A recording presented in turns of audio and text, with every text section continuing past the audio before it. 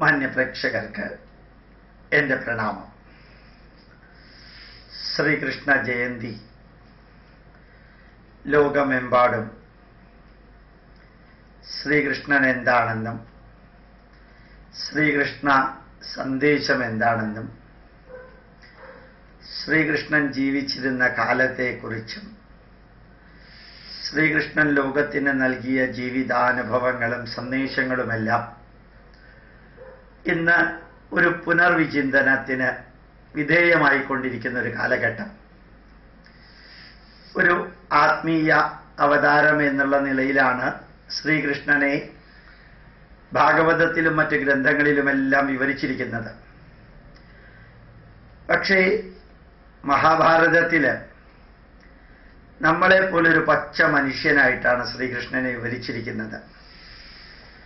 കുറച്ചെല്ലാം അത്ഭുത സിദ്ധികൾ കൃഷ്ണൻ കാണിക്കുന്നുണ്ടെങ്കിലും ഒരു സാധാരണ മനുഷ്യന്റെ വികാര വിചാരങ്ങളെല്ലാമുള്ള ഒരു വ്യക്തിയായിട്ട് വാൽമീകി രാമായണത്തില് രാമനെ നമ്മളെപ്പോലൊരു മനുഷ്യനായിട്ടും അധ്യാത്മരാമായണത്തിലെ ശ്രീരാമനെ ഈശ്വരതുല്യനായിട്ടുള്ള അവതാരമായിട്ടും വിവരിക്കുന്നത് പോലെ തന്നെയാണ് ശ്രീകൃഷ്ണനെ ലോക ജനത, ശ്രീകൃഷ്ണ ഭക്തന്മാരുമെല്ലാം കാണുന്നത്.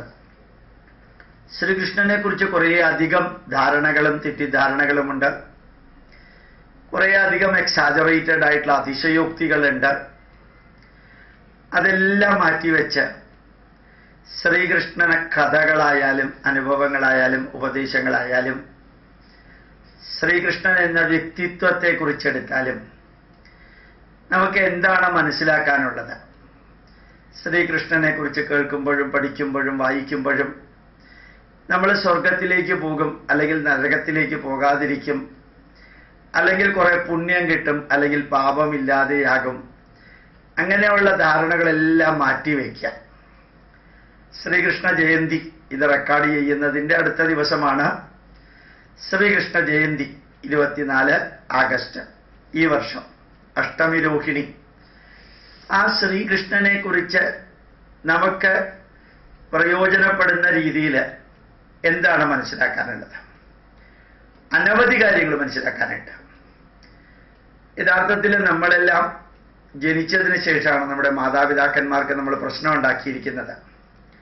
ശ്രീകൃഷ്ണൻ എന്നൊരു വ്യക്തി മാത്രമാണ് ജനിക്കുന്നതിന് 10-16 വർഷങ്ങൾക്ക് മുമ്പ് തന്നെ മാതാപിതാക്കൾക്ക് പ്രശ്നം ഉണ്ടാക്കിയത്. അതെങ്ങനെ എന്നാണെങ്കിൽ നിങ്ങൾക്കറിയാം, ദേവകിയുടെ വസുദേവരുടെ വിവാഹം കഴിഞ്ഞ് വരുന്ന വഴിക്ക് കംസന് തോന്നി, അല്ലെങ്കിൽ അശരീരി രൂപത്തിൽ സൈക്കോളജിക്കലി ഒരു ഫീലിംഗ് ഉണ്ടായി, ഇവരുടെ 8ാമത്തെ പുത്രൻ തന്നെ വധിക്കും, തൻ്റെ ദുർഭരണവും ഹീനകൃത്യങ്ങളും അന്ന് അവസാനിക്കും, തിന്മ ചെയ്തുകൊണ്ട് ഒരു ആസുരീക ശക്തിയെപ്പോലെ രാക്ഷസീയ സ്വഭാവം വെച്ചുകൊണ്ട് കുറേ കാലം ജീവിക്കാൻ സാധിക്കില്ല എന്ന് ഒന്നുകിൽ സൈക്കോളജിക്കലി തന്നെ തോന്നി, അല്ലെങ്കിൽ ആരോ പറയുന്നതായിട്ട്, അശരീരി എന്ന് പറഞ്ഞാൽ ആരോ പറയുന്നതായിട്ട് തോന്നുകയാണ്, ശരീരമില്ലാത്ത ആരോ പറയുന്നതായിട്ട്. അപ്പൊ ശബ്ദം മാത്രം സൈക്കോളജിക്കലി കേട്ട മാതിരി തോന്നി. അന്ന് മുതൽക്ക് ഈ ദേവകിക്കും വസുദേവർക്കും കാരാഗ്രഹമാണ് കിട്ടിയത്. കാരണം ഇവരുടെ പുത്രൻ തൻ്റെ വധത്തിന് കാരണമാകും. അത് 8ാമത്തെ പുത്രൻ എന്നുള്ളത് ചിലപ്പോൾ 7ാമത്തെ ആയാലോ, ഇങ്ങനെയുള്ള സംശയങ്ങളെല്ലാം കൊണ്ട് ഒരു കൃഷ്ണൻ ജനിക്കും എന്ന ആ അശരീരി ഈ മാതാപിതാക്കൾക്ക് അന്ന് മുതൽക്ക് 8 പുത്രന്മാരുണ്ടാകുന്നത് വരെ, ഒരു പുത്രൻ ഉണ്ടാവാൻ ഏതാണ്ട് അറൗണ്ട് 2 വർഷം എടുക്കുകയാണെങ്കിൽ 16 വർഷം അവർ കാരാഗ്രഹത്തിൽ ഇരുന്നത് ഈ കൃഷ്ണൻ ജനിക്കുമെന്നുള്ളത് കൊണ്ടായിരുന്നു. മാത്രമല്ല, കൃഷ്ണൻ ഭൂമിയിലേക്ക് ജനിച്ചത് മുതൽക്ക് അമ്മയെ കണ്ടിട്ടില്ല, മറ്റൊരു വളർത്തമ്മയുടെ കീഴിലാണ്. തൻ്റെ അവതാര ലക്ഷ്യം 11ാമത്തെ വയസ്സിൽ പൂർത്തിയാകുന്നത് വരെ ശ്രീകൃഷ്ണൻ സ്വന്തം അമ്മയെയും അച്ഛനെയും കണ്ടിട്ടില്ല, കാരാഗ്രഹത്തിലായിരുന്നു അവര്. ജീവിതത്തിന്റെ വളരെ തുടക്കം മുതൽക്ക് കഥാരൂപത്തിൽ വിവരിക്കുന്നതാണെങ്കിലും അത് കഥയായിട്ട് തന്നെ എടുക്കാം, അതിന് ചരിത്രമായിട്ട് എടുക്കണമെന്നില്ല. ആ ശ്രീകൃഷ്ണനുമായി ബന്ധപ്പെട്ട ഒത്തിരി കഥകൾ ഉണ്ണികൃഷ്ണനുമായിട്ട് ബന്ധപ്പെട്ടതുണ്ട്. ശകടാസുരനെയും തൃണാസുരനെയും പൂതനാ മോക്ഷവും കാളിയമർദ്ദനവും ഇങ്ങനെയുള്ള കാര്യങ്ങളിലെല്ലാം ഒരു ചെറിയ ശിശുവിൻ്റെ കാലത്ത് തന്നെ കുറേയധികം പ്രതിബന്ധങ്ങളും തനിക്ക് എതിരായിട്ടുള്ള സംഭവങ്ങളും അതെല്ലാം ഉണ്ടാവുകയും അതിനെല്ലാം കൈകാര്യം ചെയ്യാനായിട്ട് ധൈര്യം കാണിക്കുകയും ചെയ്തൊരു ശിശുവിൻ്റെ രൂപത്തിലാണ് ശ്രീകൃഷ്ണനെ കുറിച്ച് വിവരിക്കുന്നത്. അതിൽ ധാരാളം അതിശയോക്തികൾ ഉണ്ടാവാം. എന്നാൽ തന്നെ നമുക്ക് മനസ്സിലാക്കാനുള്ള ഒരു സന്ദേശം അതിനകത്തുള്ളത്, ജീവിതത്തിൻ്റെ ആരംഭം മുതൽക്ക് പ്രശ്നങ്ങൾ കൈകാര്യം ചെയ്ത് വന്നിരിക്കുന്ന വ്യക്തികൾ അവർ ജീവിതത്തിൻ്റെ അവസാനം വരെ തളരില്ല, തകരില്ല, വരളില്ല. അങ്ങനെ ഒരു പ്രതിഭാസമായിരുന്നു ശ്രീകൃഷ്ണൻ. ആ ശ്രീകൃഷ്ണൻ മോക്ഷം കൊടുക്കേണ്ടവർക്ക് മോക്ഷം കൊടുത്തു, നിയന്ത്രിക്കേണ്ടവരെ നിയന്ത്രിച്ചു, വധിക്കേണ്ടവരെ വധിച്ചു. അങ്ങനെ ജീവിതത്തിലെ ഒരു പ്രത്യേക ശൈലിയാണ്. കാളിയമർദ്ദനമേ ചെയ്തുള്ളൂ, കാളിയനെ കൊന്നില്ല. പൂതന മോക്ഷമാണ്. ആ വാക്കുകൾ പോലും അത്ഭുതകരമായിട്ടുള്ള വസ്തുതയാണ്. അമ്മയെ പോലെ വന്നൊരു സ്ത്രീക്ക് മോക്ഷം കൊടുക്കാം. ആ ശ്രീകൃഷ്ണനെ സംബന്ധിച്ചിടത്തോളം വളരെയേറെ പ്രാധാന്യമുള്ളത്, ശ്രീകൃഷ്ണന്റെ അടുത്ത് പലരും ചോദിച്ചിട്ടുണ്ട്, അത്രയും നിന്റെ അമ്മയും അച്ഛനും കാരാഗ്രഹത്തിൽ കഴിയുമ്പോൾ നീ ഇടയ്ക്കിടയ്ക്ക് ഈ കുന്തി മാതാവിനെ കാണാൻ വരുന്നുണ്ടല്ലോ, അമ്മയെ കാണണമെന്ന് തോന്നണില്ലേ? അതിന് കൃഷ്ണൻ പറഞ്ഞത്, അമ്മയെ ആശ്വസിപ്പിക്കാൻ അച്ഛനുണ്ട് കാരാഗ്രഹത്തില്, കുന്തി മാതാവിനെ ആശ്വസിപ്പിക്കാൻ ആരുമില്ല, അവർ വിധവയാണ്. അതുകൊണ്ട് അവരെ ആശ്വസിപ്പിക്കേണ്ടതും അവർക്ക് ആത്മാഭിമാനവും ധൈര്യവും കൊടുക്കേണ്ട ഉത്തരവാദിത്വം എന്റേതാണ്. ആ ശ്രീകൃഷ്ണന്റെ കർമ്മമണ്ഡലത്തില് എല്ലാവരുമായിട്ട് ബന്ധം പുലർത്തിയിരുന്നുവെങ്കിലും ആരുമായിട്ട് ബന്ധനം പുലർത്തിയിരുന്നില്ല, ആരുമായിട്ട് ബോണ്ടേജ് ഉണ്ടായിരുന്നില്ല, അറ്റാച്ച്മെന്റ്. ഗോപസ്ത്രീകളെ കുറിച്ച് പലപ്പോഴും പല തമാശയായിട്ട് പലരും പറയാറുണ്ട്, വ്യംഗ്യാർത്ഥത്തിലും ചിലർ പറയാറുണ്ട്. ഏതായാലും ഗോപസ്ത്രീകൾ എന്ന് പറയുന്ന സ്ത്രീകളൊക്കെ വിവാഹിതരായിരുന്നു. ശ്രീകൃഷ്ണന് ഗോപസ്ത്രീകളുമായിട്ടുള്ള ബന്ധം 7 മുതൽക്ക് 11 വയസ്സ് വരെയായിരുന്നു. 7 മുതൽക്ക് 11 വയസ്സ് വരെയുള്ള ശ്രീകൃഷ്ണൻ വിവാഹിതരായ ഗോപസ്ത്രീകളുടെ ഏറ്റവും അടുത്തുള്ള ഒരു ഉണ്ണിയായിരുന്നു, ഒരു ഉണ്ണികൃഷ്ണനായിരുന്നു. അവരുടെ സ്നേഹത്തിന് സ്നേഹത്തോടുകൂടി മറുപടി കൊടുക്കുക, അവരോട് പെരുമാറുക. അത് മാത്രമല്ല, നിലനിന്നിരുന്ന പലതരത്തിലുള്ള ആചാര ദുരാചാരങ്ങളെയും വെല്ലുവിളിക്കുന്ന അനവധി അനുഭവങ്ങളുണ്ട്. ഈ പശുവിനെ മേയ്ക്കുന്ന ആ കുട്ടികളുമായിട്ട് ശ്രീകൃഷ്ണൻ ജീവിച്ചു. അസാധാരണമാം വിധത്തിൽ മഴ പെയ്തപ്പോ ആ മഴയ്ക്ക് ആധാരമായിട്ടുള്ള ശക്തിയെ പോലും കൃഷ്ണൻ നിയന്ത്രിച്ചു. കഥയായിരിക്കും. അപ്പോൾ പ്രകൃതിയെ പോലും നിയന്ത്രിക്കേണ്ട സ്ഥലത്ത് നിയന്ത്രിക്കാൻ കഴിവുള്ളവരായി തീരുക, ശ്രീകൃഷ്ണനായി തീരുക അസംഭാവ്യമാണ്. മാത്രമല്ല, ഒരു സ്ഥലത്ത് കുറേ യാഗം നടക്കുന്നുണ്ടായിരുന്നു. ആ യാഗത്തിൽ യാഗപണ്ഡിതര് ഇങ്ങനെ ദ്രവ്യങ്ങൾ ഹോമിക്കുമ്പോൾ ഈ ചെറിയ ചെറിയ തൻ്റെ കൂട്ടത്തിലുള്ള ഇടയ കുട്ടികളെ അങ്ങോട്ട് അയച്ച് വിശക്കുന്നു എന്ന് പറഞ്ഞു. ഈ വേദം ചെയ്യുന്ന പണ്ഡിതര് ആ കുട്ടികളെയൊക്കെ അങ്ങോട്ട് തടയുക ചെയ്തത്. അവരെയൊക്കെ മാറ്റി നിർത്തി. ഈ വേദം നടക്കുമ്പോൾ, ഇത്രയും വലിയൊരു കാര്യം നടക്കുമ്പോൾ വിശക്കുന്നു എന്ന് പറഞ്ഞുകൊണ്ട് ഇതിനകത്തേക്ക് കയറേണ്ട കാര്യമില്ല എന്ന്. അതേ കുട്ടികളെ ശ്രീകൃഷ്ണൻ എന്ത് ചെയ്തു? ഈ വേദപണ്ഡിതരുടെ ഭാര്യമാരുടെ അടുത്തേക്ക് അയച്ചു. അവിടെ ചെന്നിട്ട് വിശക്കുന്നു എന്ന് പറയാൻ പറഞ്ഞു. ഈ വേദം നടക്കുന്ന ശാലയിൽ നിന്ന്, അല്ലെങ്കിൽ യാഗം നടക്കുന്ന ശാലയിൽ നിന്ന്, വേദപാരായണം നടക്കുന്ന ശാലയിൽ, യാഗ കർമ്മം നടക്കുന്ന ശാലയിൽ ചെന്നിട്ട് ഈ യാഗം നടത്തുന്നവരുടെ ഭാര്യമാരോട് ഈ കുട്ടികൾ വിശക്കുന്നു എന്ന് പറഞ്ഞപ്പോൾ അവർ യാഗവും ബോധർ ചെയ്തില്ല, വേദവും ബോധർ ചെയ്തില്ല. അവർ നേരെ വീട്ടിൽ ചെന്ന് ഈ കുട്ടികൾക്കൊക്കെ ഭക്ഷണം കൊടുത്തു. അന്ന് ഈ യാഗപണ്ഡിതരോട് കൃഷ്ണൻ പറഞ്ഞു, നിങ്ങളുടെ യാഗത്തേക്കാൾ വലിയ യജ്ഞമാണ് അമ്മമാര് ചെയ്തത്. വിശക്കുന്നവന് ഭക്ഷണം കൊടുക്കലാണ് ഏറ്റവും വലിയ യജ്ഞം. ഇതുമാതിരി അഗ്നിയിലേക്ക് ഓരോ സാധനം കോരി ഒഴിച്ചിട്ട് നിങ്ങൾക്ക് ദിവ്യമായിട്ട് സ്വർഗം കിട്ടുമെന്ന് ധരിക്കുന്നതല്ല എന്നവരെ ശരിക്ക് അവഹേളിക്കേണ്ടായി. ആ ശ്രീകൃഷ്ണന്റെ ദൗത്യം ഓരോന്നായിട്ട് തീർന്നപ്പോ ശ്രീകൃഷ്ണൻ തൻ്റെ മധുരാപുരി വിട്ട് ഓരോ സ്ഥലത്തേക്കായിട്ട് മാറി താമസിച്ചപ്പോ താനുമായിട്ട് ബന്ധനമുണ്ടായിരുന്നവരുടെ ബന്ധനങ്ങളെല്ലാം അഴിച്ചഴിച്ച് പുതിയ പുതിയ സ്ഥലങ്ങളിലേക്ക് പോയി പുതിയ പുതിയ കാര്യങ്ങൾ ചെയ്യുക ചെയ്തത്. പഴയ കാര്യങ്ങളിലെ ഗുണദോഷങ്ങളെ മാത്രം ചിന്തിച്ച് ശ്രീകൃഷ്ണൻ ഒരിക്കലും മുമ്പോട്ട് പോയിട്ടില്ല. പഴയതിൽ നിന്ന് ആവേശമെടുത്ത് എന്നും ചിരിച്ചുകൊണ്ട്, എല്ലാവരുടെയും കൂട്ടത്തിൽ സുഹൃത്തുക്കളായിരുന്നു കൊണ്ട്, പൊതിച്ചോറ് കഴിച്ചുകൊണ്ട്, ഈ കാട്ടിൽ നിന്ന് ലഭിക്കുന്ന സാധനങ്ങൾ കഴിച്ചുകൊണ്ട്, ഈ പശുക്കളുടെ കൂട്ടത്തിൽ മേയിച്ചുകൊണ്ട്, അതിലുണ്ടാവുന്ന തിന്മകളെ നിയന്ത്രിച്ചുകൊണ്ട് ശ്രീകൃഷ്ണൻ തൻ്റെ 11ാമത്തെ വയസ്സിൽ തൻ്റെ ദൗത്യം ഏറ്റെടുത്തു. ശരിക്ക് കംസവധം എന്ന് പറയുന്നത് ഭംഗിയായിട്ട് ഒന്ന് അറിയണമെങ്കിൽ നാരായണീയം കൂടി വായിക്കണം. കംസൻ യഥാർത്ഥത്തിൽ അതിശക്തിമാനാണ്. കംസന്റെ കൂട്ടത്തിലുള്ള സൈന്യാധിപന്മാർ ശക്തരാണ്. അവരെയൊക്കെ 11 വയസ്സായിട്ടുള്ള ഒരു കുട്ടിക്ക് നിയന്ത്രിക്കുക എന്ന് പറഞ്ഞാൽ വളരെ ബുദ്ധിമുട്ടാണ്. ശരിക്കും ശ്രീകൃഷ്ണൻ കംസനെ വധിച്ചത് ഒരു സൈക്കോളജിക്കൽ കില്ലിംഗ് ആണ്. തൻ്റെ ശത്രു തൻ്റെ അടുത്തേക്ക് വരുന്നു, ആ കൃഷ്ണനെ തനിക്ക് കീഴടക്കാൻ സാധിക്കില്ല സാധിക്കില്ല സാധിക്കില്ല എന്നൊരു ധാരണ കൊണ്ട് തന്നെ കംസൻ തകർന്നിരുന്നു. പലരും ശ്രീകൃഷ്ണനുമായിട്ട് ഏറ്റുമുട്ടിയപ്പോൾ അവരൊക്കെ ഇവേഡ് ചെയ്തിട്ട് ആ കൃഷ്ണൻ അവരെയൊക്കെ ജയിക്കുകയും ചെയ്തത്. ആരും കൂട്ടത്തിൽ സഹായിക്കാനില്ലാതിരുന്നപ്പോഴും ഒറ്റയ്ക്ക് കംസന്റെ അടുത്ത് എന്നിട്ട് ആ കംസനെ ഞാൻ വധിക്കുന്നു എന്ന് കോൺഷ്യസും അൺകോൺഷ്യസും മൈൻഡിൽ അങ്ങോട്ട് ബോധ്യപ്പെടുത്തിയിട്ടാണ് ശരിക്കും കംസവധം നടക്കുന്നത്. ആ കംസനെ വധിക്കുമ്പോൾ തന്നെ ഓർമ്മിക്കാനുള്ള ഒന്നുണ്ട്. ദുഷ്ടന്മാര് എത്ര അടുത്ത ബന്ധുക്കളാണെങ്കിലും എത്ര അകന്ന ശത്രുവാണെങ്കിലും അടുത്ത ശത്രുവാണെങ്കിലും ശരി, തിന്മ ചെയ്യുന്നവരെ നിഗ്രഹിക്കലാണ് യഥാർത്ഥത്തിൽ ഒരു അവതാരത്തിന്റെ ലക്ഷ്യം. ധർമ്മത്തിന് എപ്പോൾ ഗ്ലാനി സംഭവിക്കുന്നുവോ, എപ്പോ അധർമ്മം വളരുന്നുവോ, അപ്പോൾ ധർമ്മത്തെ സംരക്ഷിക്കാൻ എന്തെല്ലാമാണോ ചെയ്യേണ്ടത് അത് ചെയ്യുക. അതാണ് ഒരു അവതാരത്തിന്റെ ലക്ഷ്യം.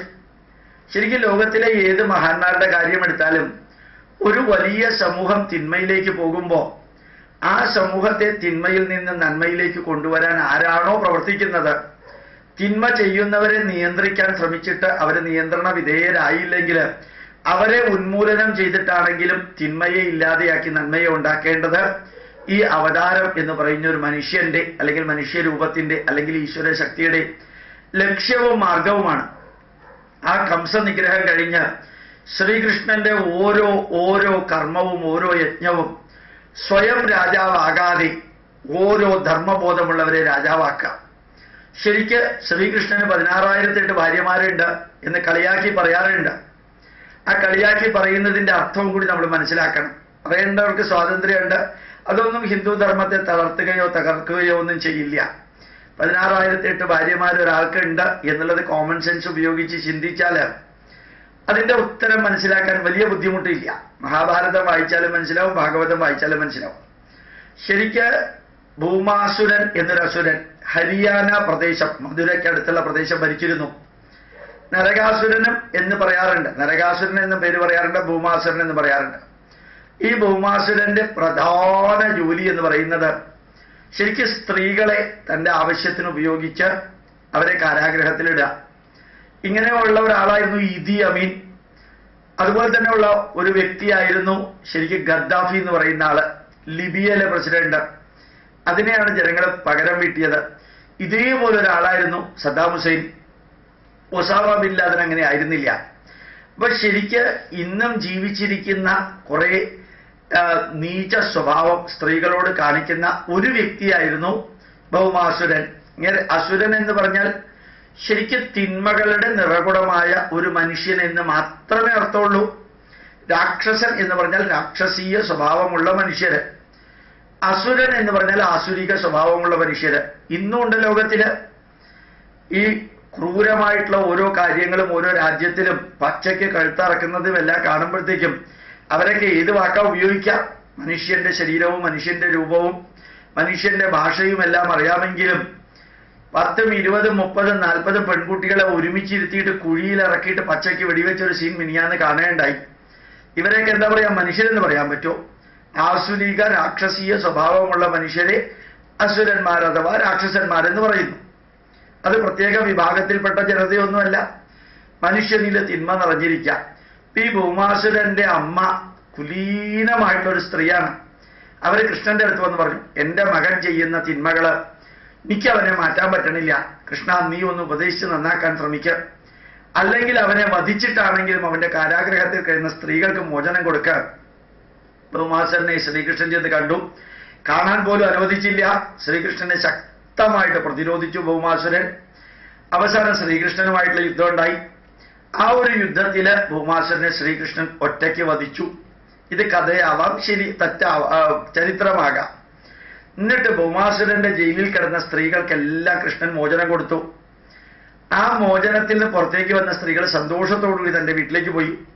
വീട്ടിലേക്ക് പോകുമ്പോഴാണ് അവർ അറിയുന്നത് മകളെ അല്ലെങ്കിൽ പെൺമക്കളെ മാതാപിതാക്കളെ സ്വീകരിക്കണില്ല. കാരണം ഒരു കാരാഗ്രഹത്തിൽ ജയിലിൽ കിടന്ന സ്ത്രീകൾ, അവരിൽ ചിലരുടെ ഭർത്താക്കന്മാര് ഭാര്യമാരെ സ്വീകരിക്കണില്ല, സഹോദരന്മാര് സഹോദരിമാരെ സ്വീകരിക്കണില്ല. അപ്പോ ശരിക്കും പെൺമക്കളെ മാതാപിതാക്കളും ഭാര്യയെ ഭർത്താവും സഹോദരിമാരെ സഹോദരൻ സ്വീകരിക്കാത്ത അവസ്ഥയിൽ അവരെ സമൂഹം പരിത്യജിച്ചു. ജയിലിൽ കിടന്നവരാണ് എന്ന പേരില് ഇവര് കൃഷ്ണന്റെ അടുത്ത് വന്ന് പറഞ്ഞു, കൃഷ്ണ, ഞങ്ങൾക്ക് നീ മോചനം നൽകിയെങ്കിലും സമൂഹം ഞങ്ങളെ തിരസ്കരിക്കുന്നു. ആ തിരസ്കരിക്കുന്ന ഞങ്ങൾക്ക് ഒന്നുകിൽ ജയിലിൽ ചെന്ന് കിടന്നാൽ ഭക്ഷണമെങ്കിലും കിട്ടുമായിരുന്നു, എന്തെങ്കിലും നീ ചെയ്യണം. ആ അപേക്ഷ സ്വീകരിച്ച് ശ്രീകൃഷ്ണൻ അവർക്ക് രാജപത്നി പദവി കൊടുക്കുക ചെയ്തത്. ഭാര്യമാരായിട്ട് കല്യാണം കഴിക്കുകയല്ല ചെയ്തത്, രാജപത്നി പദവി. ഇതേപോലൊരു സംഭവം ചൈനയിൽ നടന്നിട്ടുണ്ട്. ഇതേപോലൊരു സംഭവം 1949 മാവോ സേത്തുങ് ചൈനയിലെ അധികാരം ഏറ്റെടുത്തപ്പോ ആദ്യം അദ്ദേഹം ചെയ്തത് ജയിലിൽ കിടക്കുന്നവരൊക്കെ മോചിപ്പിച്ചു. എല്ലാവരും മോചിപ്പിച്ചു, പ്രത്യേകിച്ച് സ്ത്രീകളെ മോചിപ്പിച്ചു. 1949 മോചിപ്പിക്കപ്പെട്ട സ്ത്രീകളെ സ്വീകരിക്കാൻ അവരുടെ വീട്ടുകാർ തയ്യാറായില്ല. അവർക്ക് വിശക്കുന്നു, അവർക്ക് ഒരു പ്രൊട്ടക്ഷനും ഇല്ല സമൂഹത്തില്. അന്ന് മാവോ സേത്തുങ് അവർക്ക് കൊടുത്തൊരു സർട്ടിഫിക്കറ്റ് ഉണ്ട്, നാഷണൽ വിമൻ സ്റ്റാറ്റസ് സർട്ടിഫിക്കറ്റ്, ദേശീയ വനിത എന്ന പേരിൽ സർട്ടിഫിക്കറ്റ് കൊടുത്തു.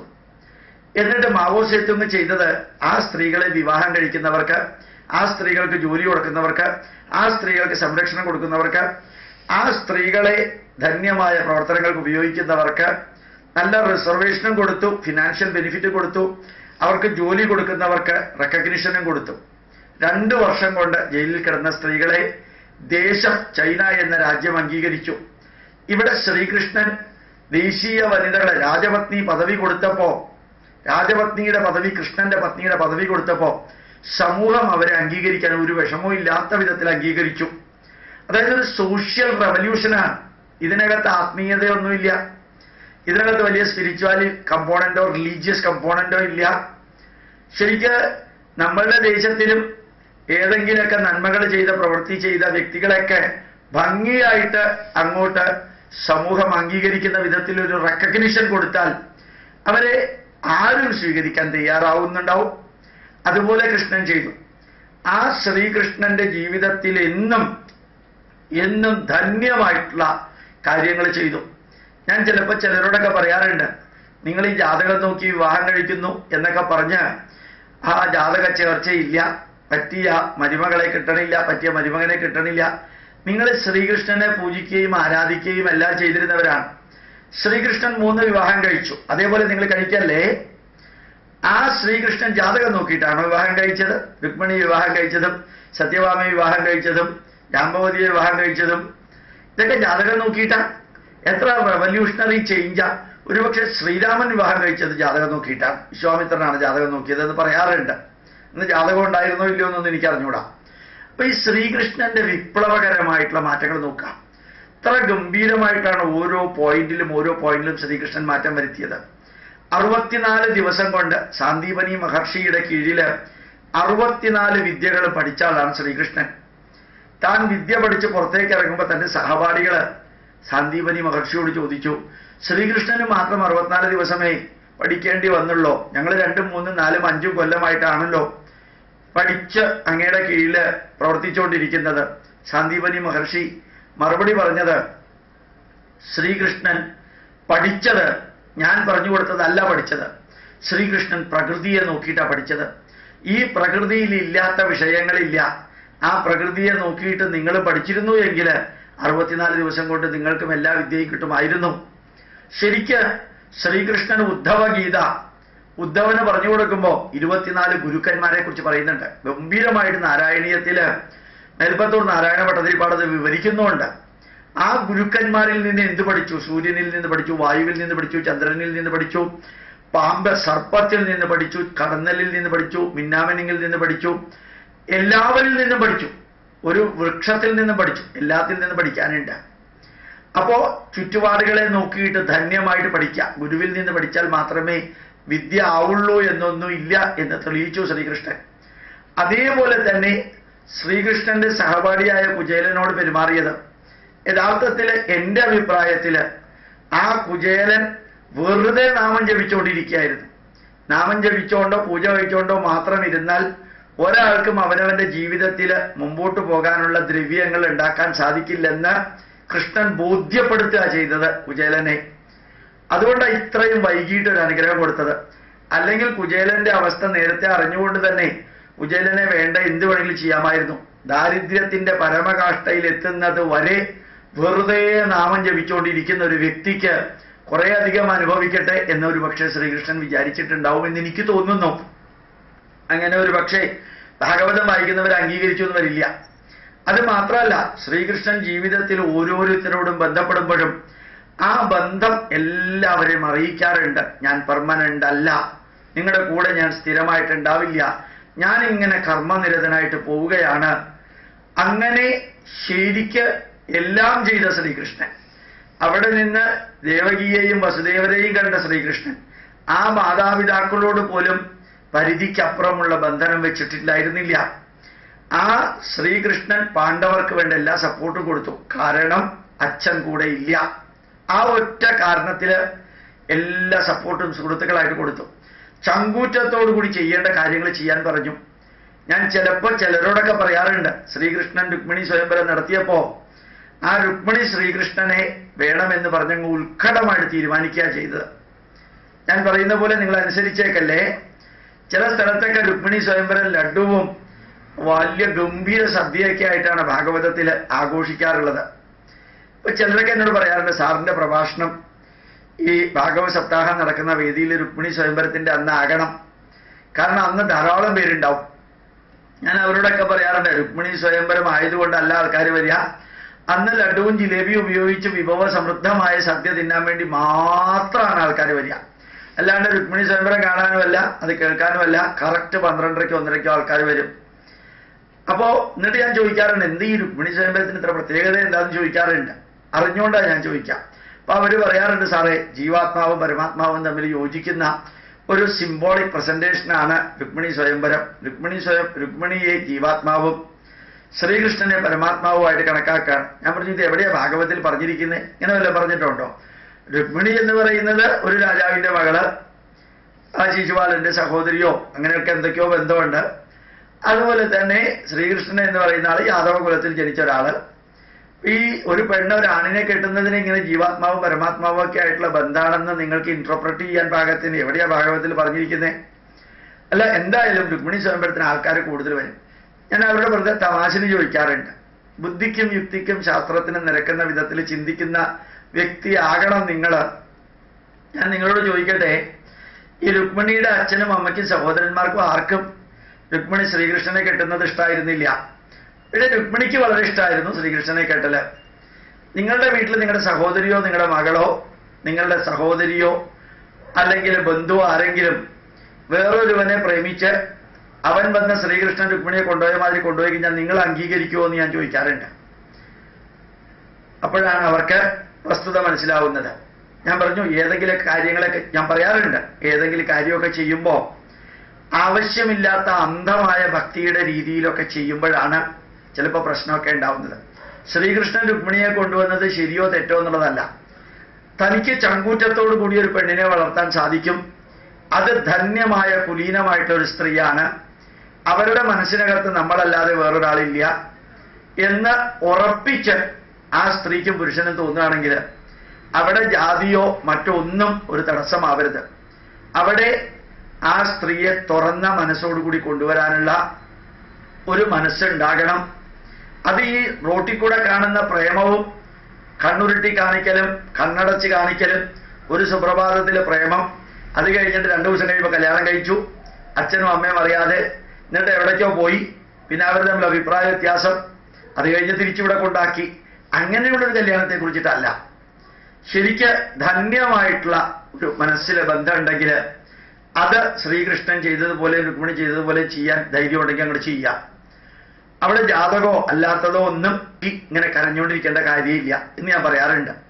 നിങ്ങളത് സ്വീകരിക്കണം എന്ന് ഞാൻ ഒരിക്കലും പറയില്ല. ഞാൻ ആ വസ്തുതയെക്കുറിച്ച് വിവരിക്കുന്നതിനെ കുറിച്ചാണ് പറഞ്ഞത്.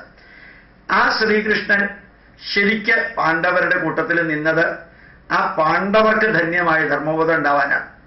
ആ പാണ്ഡവർക്ക് അർഹിച്ച ഒരു 6 ഗ്രാമം കൊടുക്കണമെന്ന് ദൂത് പറഞ്ഞുകൊണ്ട് കൃഷ്ണൻ കൗരവരുടെ അടുത്ത് പോയി.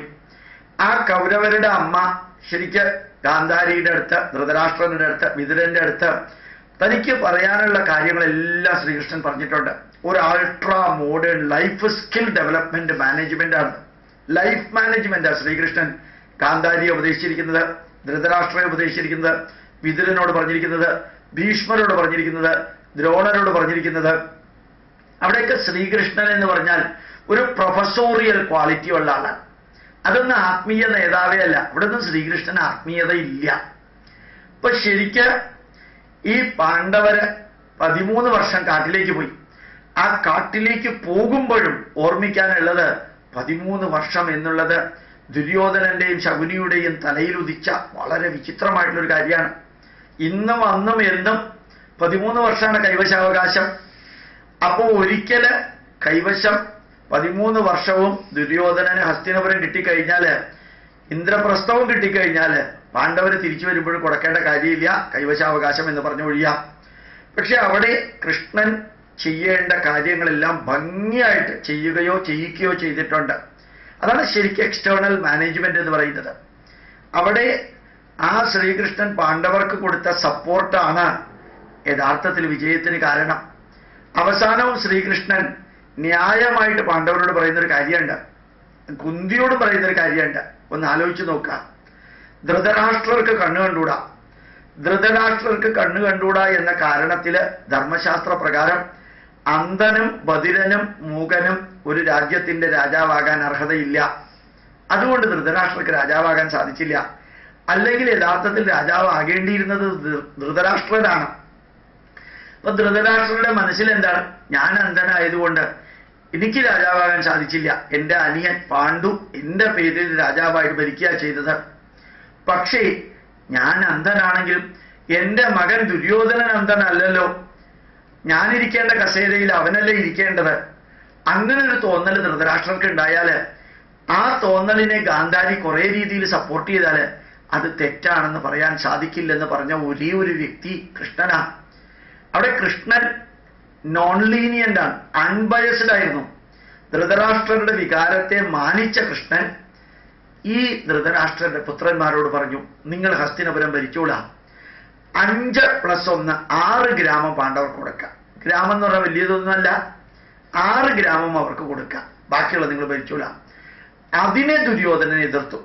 അതാണ് ശ്രീകൃഷ്ണൻ കോംപ്രമൈസിന് പോകാൻ കാരണം.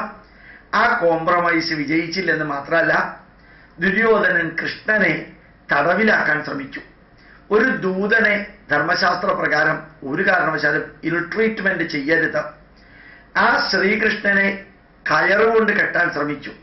അപ്പോ കഥാരൂപത്തിലോ അല്ല അതിശയോക്തി കലർത്തിയോ എങ്ങനെയായാലും വിരോധമില്ല, ശ്രീകൃഷ്ണൻ തന്റെ വിശ്വരൂപം ദുര്യോധനന് കാണിച്ചു. അവിടെ ശ്രീകൃഷ്ണൻ വിശ്വരൂപം കാണിച്ചിട്ടുണ്ടെങ്കിൽ അതിന് വലിയൊരു അർത്ഥമുണ്ട്. ദുര്യോധന, നിനക്ക് എന്നെ കീഴ്പ്പെടുത്താൻ സാധിക്കില്ല. ഞാൻ നിന്റെ മുമ്പിൽ ഒരു ബ്രോക്കറെ പോലെ, മീഡിയേറ്ററെ പോലെ, ഒരു മെസഞ്ചറെ പോലെ, പാണ്ഡവരുടെ മെസഞ്ചറെ പോലെ വന്നു എന്ന കാരണത്താല് ഞാൻ താഴ്ന്നവനാണ്, അല്ലെങ്കിൽ 0 ആണെന്ന് നീ ധരിക്കല്ലേ. You cannot conquer me. നിനക്കെന്നെ കീഴടക്കാൻ സാധിക്കില്ല, നിനക്കെന്നെ വിരിഞ്ഞു കെട്ടാൻ സാധിക്കില്ല, ഒരു കാരണവശാലും നിനക്കെന്നെ തളർത്താൻ സാധിക്കില്ല. ഈ ലോകത്തില് ഏത് പ്രധാനമന്ത്രിക്കും പ്രസിഡന്റിനും ഏത് സൈന്യാധിപനും ഏത് വ്യക്തിക്കും ഉണ്ടാവേണ്ട ചങ്കൂറ്റമാണ് ശ്രീകൃഷ്ണൻ വാക്കുകളിലൂടെയും പ്രവൃത്തിയിലൂടെയും ദുര്യോധനനെ ബോധ്യപ്പെടുത്തിയത്. മറ്റുള്ളവരൊക്കെ തൊഴുതുകൊണ്ട് നിൽക്കായിരുന്നു. അവരാരും തന്നെ ശ്രീകൃഷ്ണന്റെ കോംപ്രമൈസിനോടൊരു വാക്ക് പറഞ്ഞില്ല. അവരെ കൃഷ്ണൻ ബോധ്യപ്പെടുത്തി, ഭാവിയിൽ എന്തെങ്കിലും പ്രശ്നമുണ്ടായാൽ നിങ്ങൾ സാക്ഷികളാണ്. ഒരു യുദ്ധമുണ്ടായാൽ ദുര്യോധനനും ദുര്യോധനന്റെ കുടുംബവും ബന്ധുക്കളും തകർന്ന തരിപ്പണമായാൽ നിങ്ങളുടെ അടുത്ത് ഞാൻ ഒരു നല്ല സന്ദേശവാഹകനായിട്ട് ഈ യുദ്ധം ഒഴിവാക്കാനായിട്ട് വന്നതിന് നിങ്ങൾ സാക്ഷികളാണ്. ആ സാക്ഷികളായ നിങ്ങളും യുദ്ധത്തിൽ പങ്കെടുക്കേണ്ടി വരികയാണെങ്കിൽ അതിന്റെ സർവനാശത്തിന് കാരണമാകുന്ന ഈ ദുര്യോധനന് കൂട്ടുനിന്നത് നിങ്ങളാണ് എന്നുകൂടി അന്ന് ഞാൻ പറയേണ്ടി വരും, അന്ന് ഞാൻ പറയും. അതായത് പറയാനുള്ളത് വെട്ടി തുറന്ന് പറയുന്ന ഒരവതാരമായ പച്ച മനുഷ്യനായ കൃഷ്ണൻ, അതാണ് ശ്രീകൃഷ്ണൻ. അതേപോലെ തന്നെ പാണ്ഡവരുടെ കുലത്തിൽ സർവ്വതും കൃഷ്ണൻ ഭംഗിയായിട്ട് കൊടുത്തു. ദ്രൗപദിക്ക് തന്നെ വസ്ത്രാക്ഷേപം നടത്തിയപ്പോ വേണ്ടതായ പുടവ കൊടുത്തു എന്നാ പറയാം. അതിനൊന്നും സയന്റിഫിക് ആയിട്ട് ഒരു എക്സ്പ്ലനേഷനും സാധിക്കില്ല.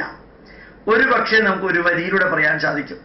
കൃഷ്ണനെ അൺകണ്ടീഷണലി സറണ്ടർ ചെയ്ത് വിളിച്ചപ്പോ ആ ശ്രീകൃഷ്ണൻ ആ സ്ത്രീയെ സംരക്ഷിച്ചു ഒറ്റ വരി കൊണ്ട്. അതെങ്ങനെ അറിഞ്ഞൂടാ. അത് ഭാഗവതത്തിലോ മറ്റോ വിവരിക്കുന്ന രീതിയിലാണെങ്കിൽ അതിന് ഒരു സയന്റിഫിക് ആയിട്ടുള്ള ജസ്റ്റിഫിക്കേഷൻ കൊടുക്കാൻ സാധിക്കില്ല. ഒന്ന് മനസ്സിലാക്കാം, തന്നെ ശരണം പ്രാപിച്ച വ്യക്തിക്ക് എന്നും സപ്പോർട്ട് കൊടുത്തിരുന്ന ഒരു വ്യക്തിയാണ്. അത് കുന്തിയായാലും ധർമ്മപുത്രരായാലും അർജുനനാണെങ്കിലും വിതുരനാണെങ്കിലും അക്രൂരനാണെങ്കിലും ശ്രീകൃഷ്ണൻ അവരുടെ കൂട്ടത്തിലുണ്ടായിരുന്നു. അക്രൂരൻ യഥാർത്ഥത്തിൽ കംസരാജസന്നിധിയിൽ ഉണ്ടായിരുന്ന കംസന്റെ ഒരു മന്ത്രിയെ പോലെയുള്ള ആളാണ്. പക്ഷെ കൃഷ്ണനുമായിട്ട് ഭയങ്കര സുഹൃത്ത് ബന്ധമാണ്. ഇപ്പൊ ശത്രുവിന്റെ കൂട്ടത്തിലുള്ളവനെ പോലും മിത്രത്തെക്കാൾ ബന്ധുവിനെ പോലെ സ്വീകരിക്കാൻ സാധിച്ചിരുന്ന ഒരു വ്യക്തിത്വമാണ് ശ്രീകൃഷ്ണന്റേത്. ആ ശ്രീകൃഷ്ണൻ ഈ 13 വർഷം ഇവർ കാട്ടിലേക്ക് പോയപ്പോ അവിടെ എല്ലാം സപ്പോർട്ട് ഉണ്ടായിരുന്നു. അതായിരുന്നു അവരുടെ ആശ്രയവും എല്ലാം. എന്നും ഒരു സുഹൃത്തുക്കളെ പോലെ ഉണ്ടായിരുന്നു. അപ്പോഴും ഓർമ്മിക്കുക, 13 വർഷം കൃഷ്ണൻ അവരുടെ കൂട്ടത്തിൽ ഉണ്ടായിരുന്നിട്ടും അവിടെ ഇവർക്ക് ഒരു ഉപദേശവും കൊടുത്തില്ല. ആ കൊടുത്ത ഭഗവത്ഗീത ഉപദേശം ക്രൈസിസ് മാനേജ്മെന്റ് യുദ്ധക്ഷേത്രത്തിൽ മാത്രമാണ്. അപ്പോ ഒരു കുരുക്ഷേത്ര ഭൂമിയിൽ വന്ന് താൻ കൊടുക്കേണ്ട എല്ലാ ഉപദേശങ്ങളും കൊടുക്കാം, വളരെ ഗംഭീരമായിട്ട് തന്നെ കൊടുക്കാം. അപ്പൊ അവിടെയെല്ലാം ഈ പാണ്ഡവരെ ഈ ചൂത് കളിച്ചതിന് പങ്കെടുത്തതിനോ ഈ ശകുനി കള്ളച്ചൂത് കളിച്ചപ്പോ എന്തിനാ നിങ്ങൾ കളിക്കാൻ പോയത് എന്നുള്ളതിനെ കുറിച്ചോ കുന്തി മാതാവിനോട് എന്തിനാ മകനെ ഈ ചൂത് കളിക്കാൻ അനുവദിച്ചത് എന്നോ കൃഷ്ണൻ ചോദിച്ചിട്ടില്ല. എന്താ കാരണം? പാസ്റ്റിലെ തെറ്റുകള് വീണ്ടും വീണ്ടും കുറ്റപ്പെടുത്തുന്ന ഒരു പരിപാടി കൃഷ്ണൻ ഉണ്ടായിരുന്നില്ല. പാസ്റ്റിലെ തെറ്റ് സംഭവിച്ചു എങ്കിൽ ആ തെറ്റിന്റെ പരിണതഫലം നിങ്ങൾ അനുഭവിച്ചുകൊള്ളുക. താൻ നിരന്തരം ചെയ്യുന്ന കർമ്മങ്ങൾ താൻ അനുഭവിച്ചിടുകയെന്നേ വരൂ. നീ തെറ്റ് ചെയ്തെങ്കിൽ തെറ്റിന്റെ പരിണതഫലം അനുഭവിക്കേണ്ട തലവിധി നിനക്ക് തന്നെയാണ്. അതിന് സൊല്യൂഷൻ കണ്ടെത്തേണ്ട ഉത്തരവാദിത്വം എനിക്കില്ല. 13 വർഷം നരകയാതന അനുഭവിക്കേണ്ടി വന്നത് നിങ്ങളുടെ കയ്യിലിരിപ്പ് ശരിയല്ലാത്തത് കൊണ്ട്. ഇത് സ്ട്രൈറ്റ് ഫോർവേഡ് ആയിട്ടാണ് കൃഷ്ണൻ പറയുന്നത് നോക്കാം. അതല്ലെങ്കിൽ തന്റെ ബന്ധുവാണ്, തനിക്ക് വേണ്ടപ്പെട്ട ആളാണ്, ആ കുന്തിയെ സംരക്ഷിക്കണം, അങ്ങനെയൊന്നും ചെയ്തില്ല. നിങ്ങൾ ചെയ്ത തെറ്റിന്റെ പരിണതഫലം നിങ്ങൾ അനുഭവിക്കാം. ആ ശ്രീകൃഷ്ണൻ യഥാർത്ഥത്തിൽ കുരുക്ഷേത്ര ഭൂമിയിൽ വരുമ്പോ പോലും നമുക്ക് കാണാൻ സാധിക്കുന്ന പ്രത്യേകതയുണ്ട്. അർജുനന്റെ തേരാളിയായിട്ട് കൃഷ്ണൻ വരുന്നതിന് മുമ്പ് ആ കൃഷ്ണനെ കാണാൻ അർജുനൻ, ധർമ്മപുത്രര് പ്ലസ് ദുര്യോധനാദികൾ വന്നിരുന്നു. അപ്പൊ ശ്രീകൃഷ്ണന്റെ കപ്പാസിറ്റിയിലുള്ള നല്ല വിശ്വാസം കൊണ്ടാണ് ദുര്യോധനാദികൾ വന്നത്. അല്ലെങ്കിൽ ദുര്യോധനൻ ശ്രീകൃഷ്ണന്റെ അടുത്തേക്ക് വരേണ്ട കാര്യമില്ല. ആ ശ്രീകൃഷ്ണനെ ദുര്യോധനൻ അവഹേളിച്ചതാണ്. ശ്രീകൃഷ്ണനോട് ഈ കൗരവർക്ക് വലിയ താല്പര്യമൊന്നുമില്ല. എന്നാലും ശ്രീകൃഷ്ണന്റെ അനുഗ്രഹം വാങ്ങിക്കണമെന്ന് തോന്നി. ഞാൻ നിങ്ങളോട് എല്ലാവരോടും പറയാം, ശത്രുവാണെങ്കിൽ പോലും ആ ശത്രുവിന്റെ മഹത്വം ലോകം അംഗീകരിക്കുന്ന ലെവലിലുള്ള കപ്പാസിറ്റി നിങ്ങൾക്ക് ഉണ്ടാവണം. നിങ്ങളെ എനിക്കിഷ്ടമല്ല, പക്ഷെ നിങ്ങളുടെ മഹത്വത്തെ എനിക്ക് ഇഗ്നോർ ചെയ്യാൻ സാധിക്കില്ല. അതായിരുന്നു ശ്രീകൃഷ്ണൻ കൗരവർക്ക്. ശ്രീകൃഷ്ണനെ ഇഗ്നോർ ചെയ്യാൻ സാധിച്ചില്ല. ആ ശ്രീകൃഷ്ണൻ ഒരു കട്ടിലിൽ കിടക്കുന്നു എന്നുള്ളതാണ് വിവരണം. ആ സമയത്ത് ദുര്യോധനാദികൾ വന്നിട്ട് പറഞ്ഞു, അങ്ങയുടെ സഹായം വേണം. ഇപ്പുറത്തുനിന്ന് അർജുനനും ധർമ്മപുത്രരൊക്കെ വന്നു, അങ്ങയുടെ സഹായം ഈ യുദ്ധത്തിൽ വേണം. ശ്രീകൃഷ്ണൻ കൃത്യമായിട്ട് അർജുനനോട് ധർമ്മപുത്രനോട് പറഞ്ഞു, ആദ്യം വന്നത് ദുര്യോധനാണ്. ദുര്യോധനൻ എന്താ വേണ്ടതെന്ന് വെച്ചാൽ ചോദിച്ചോട്ടെ. ആ ഒരു പെർമിഷൻ ദുര്യോധനന് കൊടുത്തതിൽ 2 മഹത്വമേറിയ പ്രൊസീഡിങ്സ് ഉണ്ട്. ഒന്ന്, ആദ്യം വന്നാളെ ആദ്യം ട്രീറ്റ് ചെയ്യുക. 2, ആദ്യം വന്നാള് പരമാവധി ചോദിക്കാൻ സാധ്യത ഉള്ളത് ഇതൊക്കെയാണ് എന്നുള്ളതിനെ കുറിച്ച് മുൻകൂട്ടി അറിയുക. അപ്പൊ ഒരു ഫാർ സൈറ്റഡ്നെസ് ഉള്ള വ്യക്തിയാണ് ശ്രീകൃഷ്ണൻ. അന്നത്തെ കാര്യം അറിയില്ല. ത്രികാലജ്ഞാനി എന്നൊക്കെ പറയുമ്പോൾ പാസ്റ്റും പ്രസന്റും ഫ്യൂച്ചറും അറിയാവുന്ന ആള്. അങ്ങനെയുള്ളവർ ഇന്നും ഉണ്ട്. പാസ്റ്റും പ്രസന്റും ഫ്യൂച്ചറും അറിയാതെ നിങ്ങൾക്കൊരു പ്രധാനമന്ത്രി ആവാനോ ഒരു സെക്രട്ടറി ആവാനോ സാധിക്കില്ല. അടുത്ത പ്രോജക്റ്റ് എന്താണെന്നും അതിന്റെ ഇവാലുവേഷൻ എന്താണെന്നും അതിന്റെ കോസ്റ്റ് എന്താണെന്നും അതിന്റെ റിസൾട്ട് എന്താണെന്നും അതിന്റെ ബെനിഫിറ്റ് എന്താണെന്നും അതിനെയാണ് നമ്മൾ പറയുക ഫ്യൂച്ചറിനെ കുറിച്ച് അറിയുക, ഫ്യൂച്ചർ ഇവാലുവേഷൻ എന്ന് പറയുക. അപ്പൊ ഇന്ന് ഭാരതത്തിൽ നടക്കുന്ന മുഴുവൻ ഫ്യൂച്ചർ ഇവാലുവേഷനാണ്. അടുത്ത 2 വർഷത്തെ പ്രൊജക്ട്, 5 വർഷത്തെ പ്രൊജക്ട്, 3 വർഷത്തെ പ്രൊജക്ട്, 2050 വരെയുള്ള പ്രോജക്റ്റുകൾ ഒക്കെ ഫ്യൂച്ചറാണ്, ഭാവി കാലത്തെ കുറിച്ചുള്ള വിലയിരുത്തലാണ്. ഇപ്പൊ ശ്രീകൃഷ്ണൻ യഥാർത്ഥത്തില് ദുര്യോധനനെ ട്രീറ്റ് ചെയ്തു. ഇപ്പൊ ദുര്യോധനന് ശ്രീകൃഷ്ണന് ഇഷ്ടമുണ്ടോ, ശ്രീകൃഷ്ണന് ദുര്യോധനന് ഇഷ്ടമുണ്ടോ എന്നുള്ളതല്ല, ചടങ്ങനുസരിച്ച് ദുര്യോധനനെ ട്രീറ്റ് ചെയ്തു. ദുര്യോധനൻ പറഞ്ഞു, യാദവ സൈന്യത്തെ ഞങ്ങൾക്ക് വേണമെന്ന് ധൈര്യമായിട്ട് എടുത്തോളാൻ പറഞ്ഞു. ഈ ലോക ചരിത്രത്തില് പ്രശ്നത്തിന്റെ കഥ എടുത്താലും, ആരുടെ കഥ എടുത്താലും, ആരുടെ ചരിത്രം എടുത്താലും, ആരുടെ അനുഭവം എടുത്താലും, ഏത് രാജവംശം എടുത്താലും, ഏത് സംസ്കാരം എടുത്താലും, ആ രാഷ്ട്രത്തിന്റെ നേതാവ് ഒരു വശത്ത്, ആ നേതാവിന്റെ സൈന്യങ്ങൾ മറ്റൊരു വശത്ത്, അറിഞ്ഞുകൊണ്ട് അങ്ങനെ ഒരു യുദ്ധം ഉണ്ടായിട്ടില്ല. അത് ശ്രീകൃഷ്ണന്റെ യാദവ സൈന്യം കൗരവരുടെ പക്ഷത്തും ശ്രീകൃഷ്ണൻ പാണ്ഡവ പക്ഷത്തും. ശരിക്കും ശ്രീകൃഷ്ണൻ ഭഗവത്ഗീതയിൽ പറയുന്നുണ്ട്, ശരിക്കും സമശത്രൗച മിത്രേച തഥാ മാന അപമാനയോഹോ ശീത ഉഷ്ണ സുഖ ദുഃഖേഷു സമസംഗ വിവർജിത. ശത്രുമിത്രഭാവം ഒന്നും പാടില്ല. ഇവിടെ ശ്രീകൃഷ്ണന്റെ വാക്കുകളും പ്രവൃത്തിയും ഒരേപോലെയാണ്. തന്റെ സൈന്യത്തെ അപ്പുറത്തുള്ളവർക്ക് കൊടുത്തു, തന്നെ ഇപ്പുറത്തുള്ളവർക്ക് പാണ്ഡവർക്കും കൊടുത്തു. എന്നിട്ട് പാണ്ഡവരോട് പറഞ്ഞു, കൗരവരുടെ കൂട്ടത്തിലുള്ളവരും എന്റെ ശത്രുക്കളല്ല, അതുകൊണ്ട് തന്നെ ഞാൻ ആയുധം എടുക്കില്ല. എന്ന് ആലോചിച്ചു നോക്കാം. ഞാൻ ഈ പബ്ലിക് പ്രഭാഷണം നടത്തുമ്പോഴത്തേക്ക് ചിലപ്പോൾ പറയാറുണ്ട്, ഈ പിന്നെ ശ്രീകൃഷ്ണൻ എന്തിനാ പാണ്ഡവരുടെ കൂട്ടത്തിൽ പോയത്? മസാല ദോശ കഴിക്കാനാ, ബ്രേക്ക്ഫാസ്റ്റ് കഴിക്കാനാ? കയ്യിൽ ആയുധമെടുക്കാത്തൊരു സൈന്യാധിപൻ ഈ പക്ഷത്തുണ്ട് എന്ന് ധർമ്മപുത്രരോടും അർജുനനോടൊക്കെ വിവരിക്കാം. അവരത് മതി എന്ന് പറയാം. ഇപ്പൊ ശ്രീകൃഷ്ണനിലുള്ള വിശ്വാസം, ഫെയ്ത്ത് എത്രത്തോളം പാണ്ഡവർക്ക് ഉണ്ടായിരുന്നു നോക്കുക. നിങ്ങളൊരു നേതാവാണെങ്കിൽ ആ നേതാവിലുള്ള അടിയുറച്ച വിശ്വാസം അണികൾക്ക് ഉണ്ടാവണം, എങ്കിലേ നിങ്ങൾ നേതാവുള്ളൂ. ഞാൻ ഇന്നത്തെ രാഷ്ട്രീയക്കാരെ ഒന്നും ശ്രീകൃഷ്ണന്റെ കാട്ടത്തിൽ ഞാൻ പെടുത്തുന്നില്ല, അതൊക്കെ നിങ്ങൾ ചിന്തിച്ചോളാം. ഗോപാലകൃഷ്ണൻ ഒരു നേതാവാണെങ്കിൽ, XYZ ഒരു നേതാവാണെങ്കിൽ, ആ വ്യക്തിയിലുള്ള അടിയുറച്ച വിശ്വാസം, അതാണ് യഥാർത്ഥത്തിൽ നേതാവിനെ നേതാവാക്കുന്നത്, അല്ലെങ്കിൽ ഒരു മനുഷ്യനെ നേതാവാക്കുന്നത്, ഒരു വ്യക്തിയെ നേതാവാക്കുന്നത്. അത് ശ്രീകൃഷ്ണനിൽ നമുക്ക് കാണാൻ സാധിക്കും. ആ പാണ്ഡവരുടെ കൂട്ടത്തിലിരുന്നു. ആ യുദ്ധത്തിൽ ശ്രീകൃഷ്ണൻ യുദ്ധം നയിച്ചു.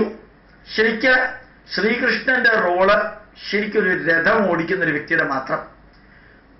ആ പാണ്ഡവരും കൗരവരും തമ്മിൽ യുദ്ധം നടക്കുമ്പോൾ അത് കണ്ട് തനിക്ക് ദുഃഖം വരും എന്ന് തോന്നിയ ബലരാമനോട് ശ്രീകൃഷ്ണൻ അനുജൻ പറഞ്ഞു, ജ്യേഷ്ഠൻ ഇവിടെ നിൽക്കണ്ട, എവിടേക്കെങ്കിലും പൊക്കോളൂ.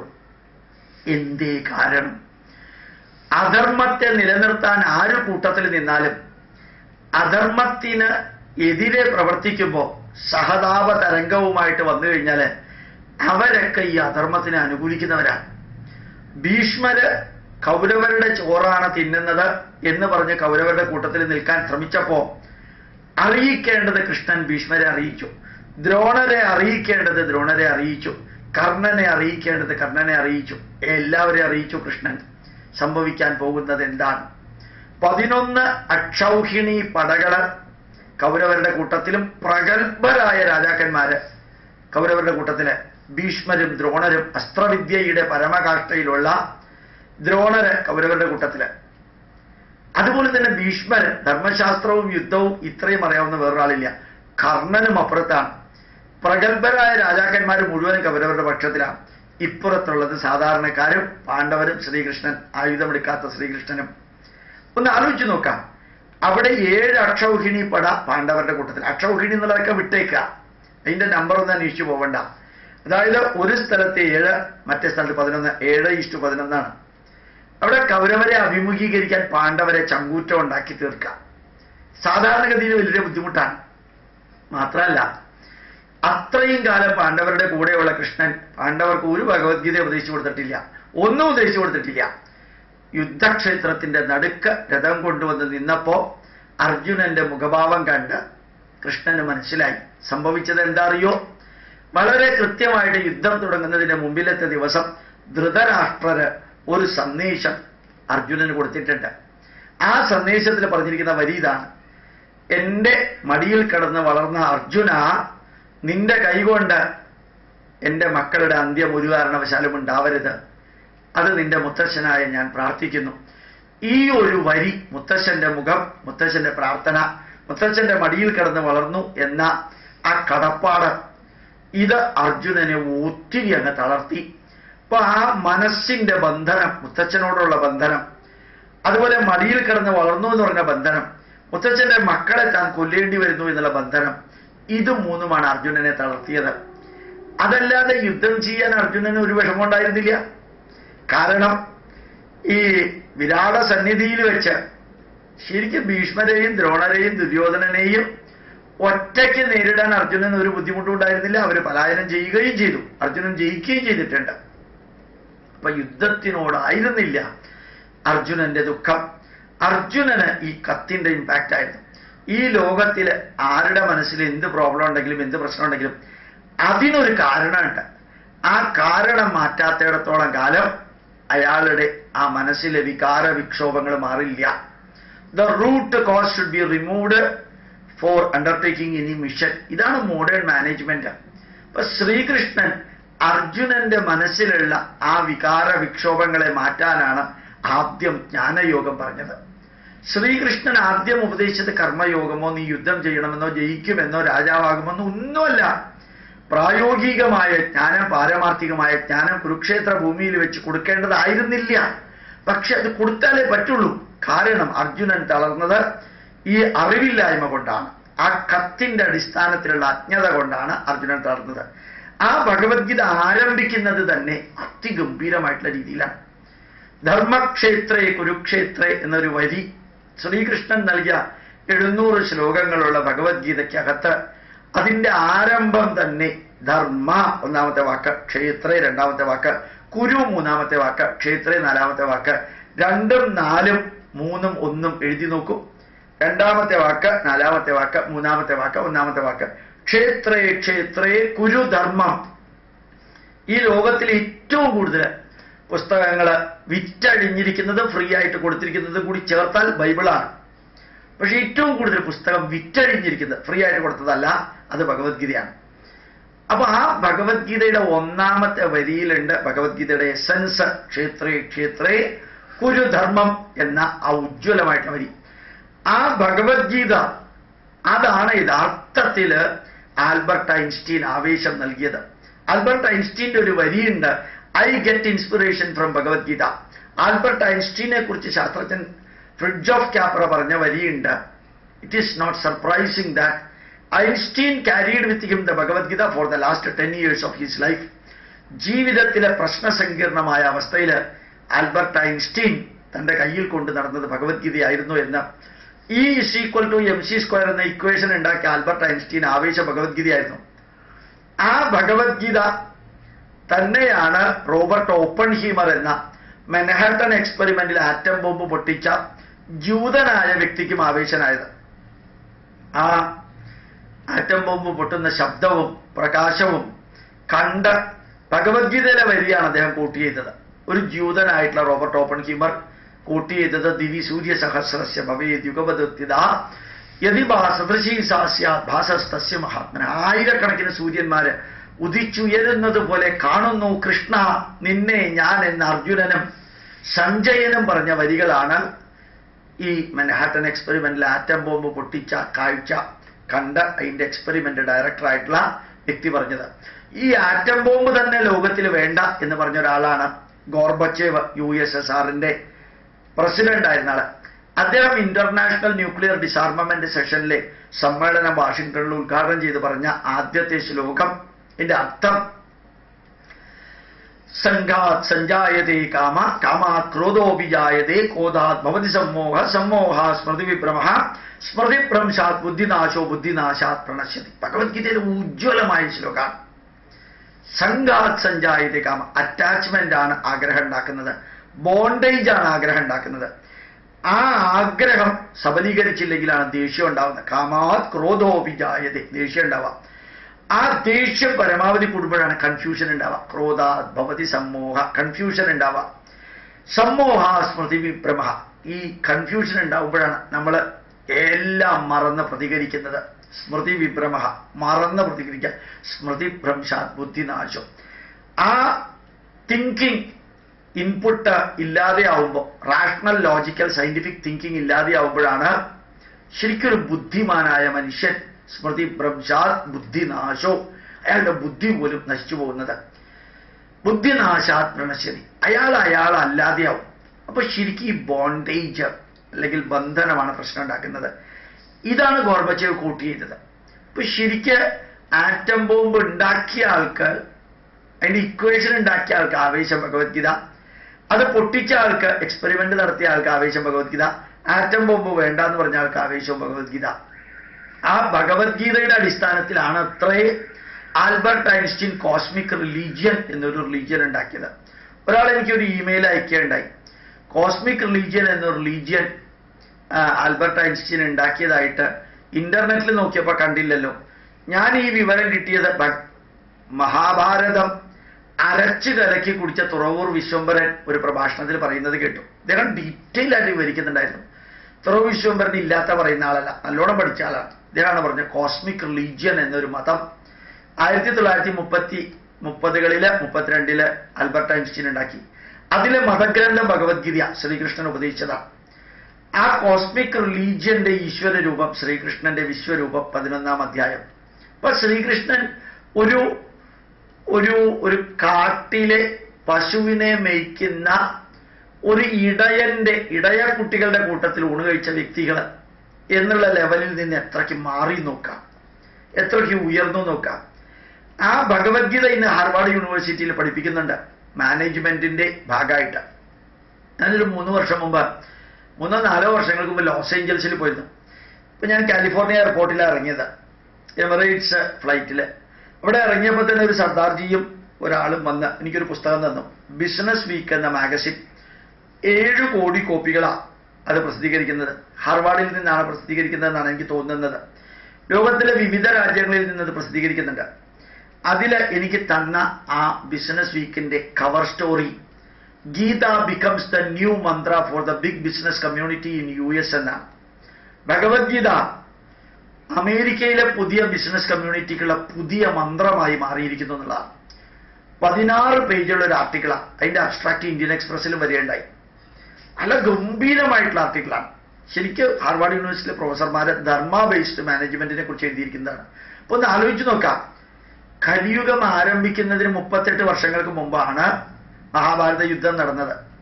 കലിയുഗം ആരംഭിച്ചത് കറക്റ്റ് കണക്ക് പ്രകാരം BC 3102 ഫെബ്രുവരി മാസം 17-ാം തീയതി വ്യാഴാഴ്ച രാത്രി 11:55 ഭൂമി, ചന്ദ്രൻ, സൂര്യൻ, ചൊവ്വ, ബുധൻ, ഗുരു, ശുക്രൻ, ശനി ഇത് ഒറ്റ മേടസംക്രാന്തി രേഖയിൽ വന്നു. BC 3102 ഫെബ്രുവരി 17 വ്യാഴാഴ്ച രാത്രി 11:55.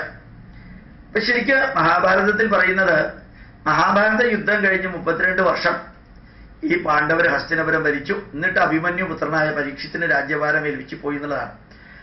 അപ്പോ മഹാഭാരത യുദ്ധം എന്നാ നടന്നിരിക്കുന്നത്? BC 3102 കൂട്ടത്തില് 38 കൂടി കൂട്ടിയാൽ BC 3140.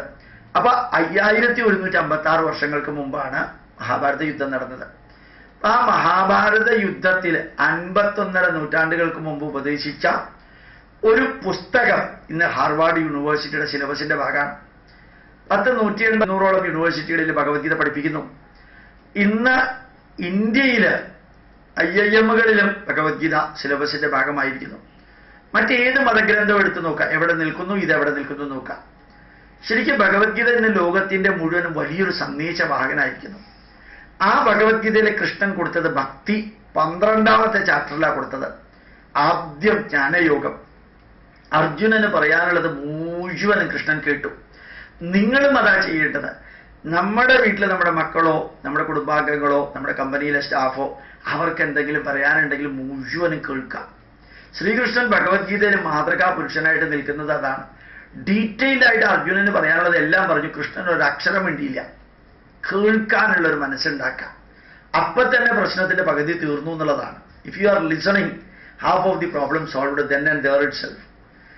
അപ്പൊ ശരിക്ക് അത് കഴിഞ്ഞിട്ട് കൃഷ്ണൻ ആദ്യം പറഞ്ഞു കൊടുത്തത് യുദ്ധത്തിനെ കുറിച്ചല്ല, രാജ്യത്തിനെ കുറിച്ചല്ല, ഭരണത്തെ കുറിച്ചല്ല, ഒന്നുമല്ല, ജ്ഞാനയോഗം. അത് കഴിഞ്ഞ് പറഞ്ഞു കൊടുത്ത കർമ്മയോഗം.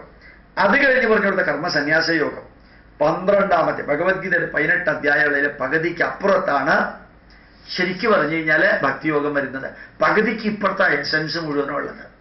ഈ ഭക്തിയുടെ മാത്രം പേരിലാണ് ഇപ്പൊ ഹിന്ദു ജനത, ഭാരതീയര് വേണ്ടതിനും വേണ്ടാത്തതിനും കുറെ കാര്യങ്ങൾ ചെയ്യാം. ശബരിമലയിൽ കൊണ്ടുപോയിട്ട് 10,000 രൂപ ഇടുക, ഗുരുവായൂരിൽ കൊണ്ടുപോയിട്ട് 10,000 രൂപ ഇടുക. ഞാനത് പത്രത്തിൽ കണ്ടു, 350 കല്യാണങ്ങൾ ഗുരുവായൂരിൽ നടന്നു.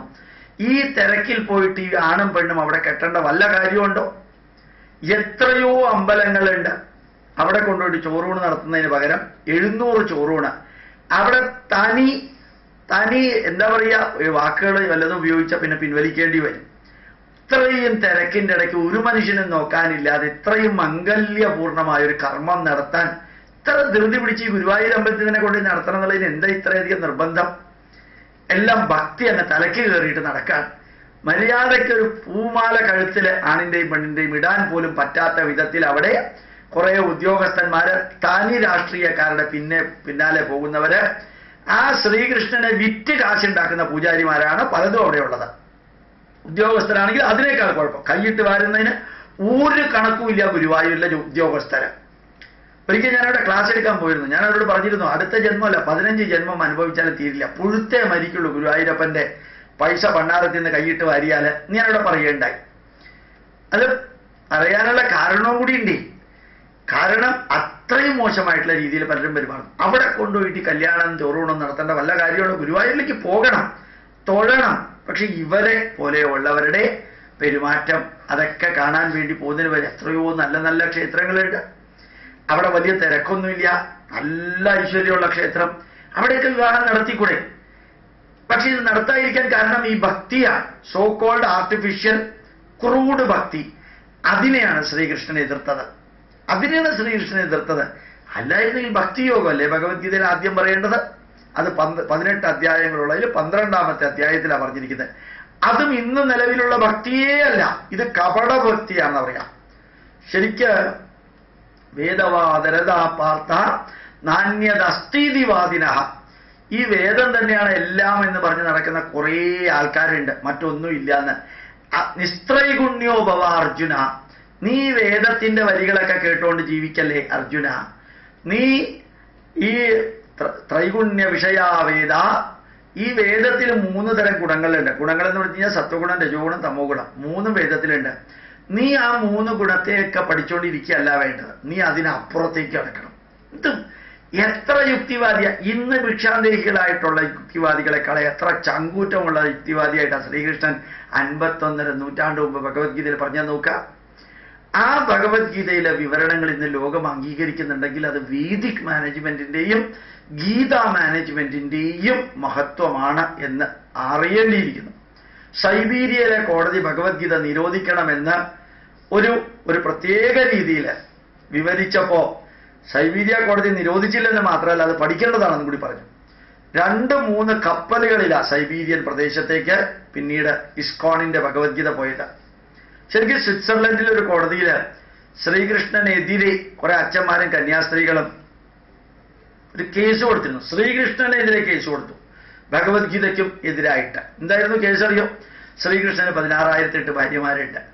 അത്രയും ഭാര്യമാരുള്ള ഒരു ശരിക്ക് മെയിൽ പ്രോസ്റ്റിറ്റ്യൂട്ടിനെ പോലെയുള്ള ഒരാളെ അയാൾ പറഞ്ഞ ഭഗവത്ഗീതയും സന്ദേശവും ഇവിടെ പ്രചരിപ്പിക്കുന്നത് തടയണം എന്നായിരുന്നു കോടതിയുടെ അപ്പീൽ കൊടുത്തത്. ഈ കോടതി ഇസ്കോണിലെ ആൾക്കാരെ വിളിച്ചു. ചോദ്യം ചോദിച്ചപ്പോൾ ഇസ്കോണിലെ ആൾക്കാർ പറഞ്ഞത് തന്നെയാണ്. അങ്ങ് ഈ ജഡ്ജിയോട് പറഞ്ഞത്, ഈ അപ്പീല് കൊടുത്ത അല്ലെങ്കിൽ ഈ അപേക്ഷ തന്ന വ്യക്തികൾ ക്രൈസ്തവ സമൂഹത്തിലെ അച്ഛന്മാര് കന്യാസ്ത്രീകളുമാണ്. അവരെ വിളിച്ച് ചോദിക്കാം, പ്രത്യേകിച്ച് കന്യാസ്ത്രീകളെ വിളിച്ച് ചോദിക്കാം, അവർ ഈ കന്യാസ്ത്രീ പട്ടം സ്വീകരിക്കുമ്പോൾ എന്ത് പ്രതിജ്ഞയായിട്ടാണ് എടുക്കുക? അവർ പറഞ്ഞു, ഞങ്ങള് യേശുക്രിസ്തുവിന്റെ കാമുകിയാണ്, അല്ലെങ്കിൽ യേശുക്രിസ്തുവിന്റെ മണവാട്ടി, കാമുകിയല്ല മണവാട്ടിയായിട്ടാണ് അവരെ കാണുന്നത്. അപ്പൊ ഈ ലോകത്തിൽ എത്ര കന്യാസ്ത്രീകളുണ്ട്, അത്ര മണവാട്ടികൾ മരിച്ചുപോയ യേശുക്രിസ്തുവിനുണ്ട്. അത് ശ്രീകൃഷ്ണന്റെ ഭാര്യമാരെക്കാളും കുറവാണ്. ആ കോടതി ബാക്കി ഒന്നും കേൾക്കാൻ നിന്നില്ല, ആ പെറ്റീഷൻ തന്നെ റിജക്റ്റ് ചെയ്തു.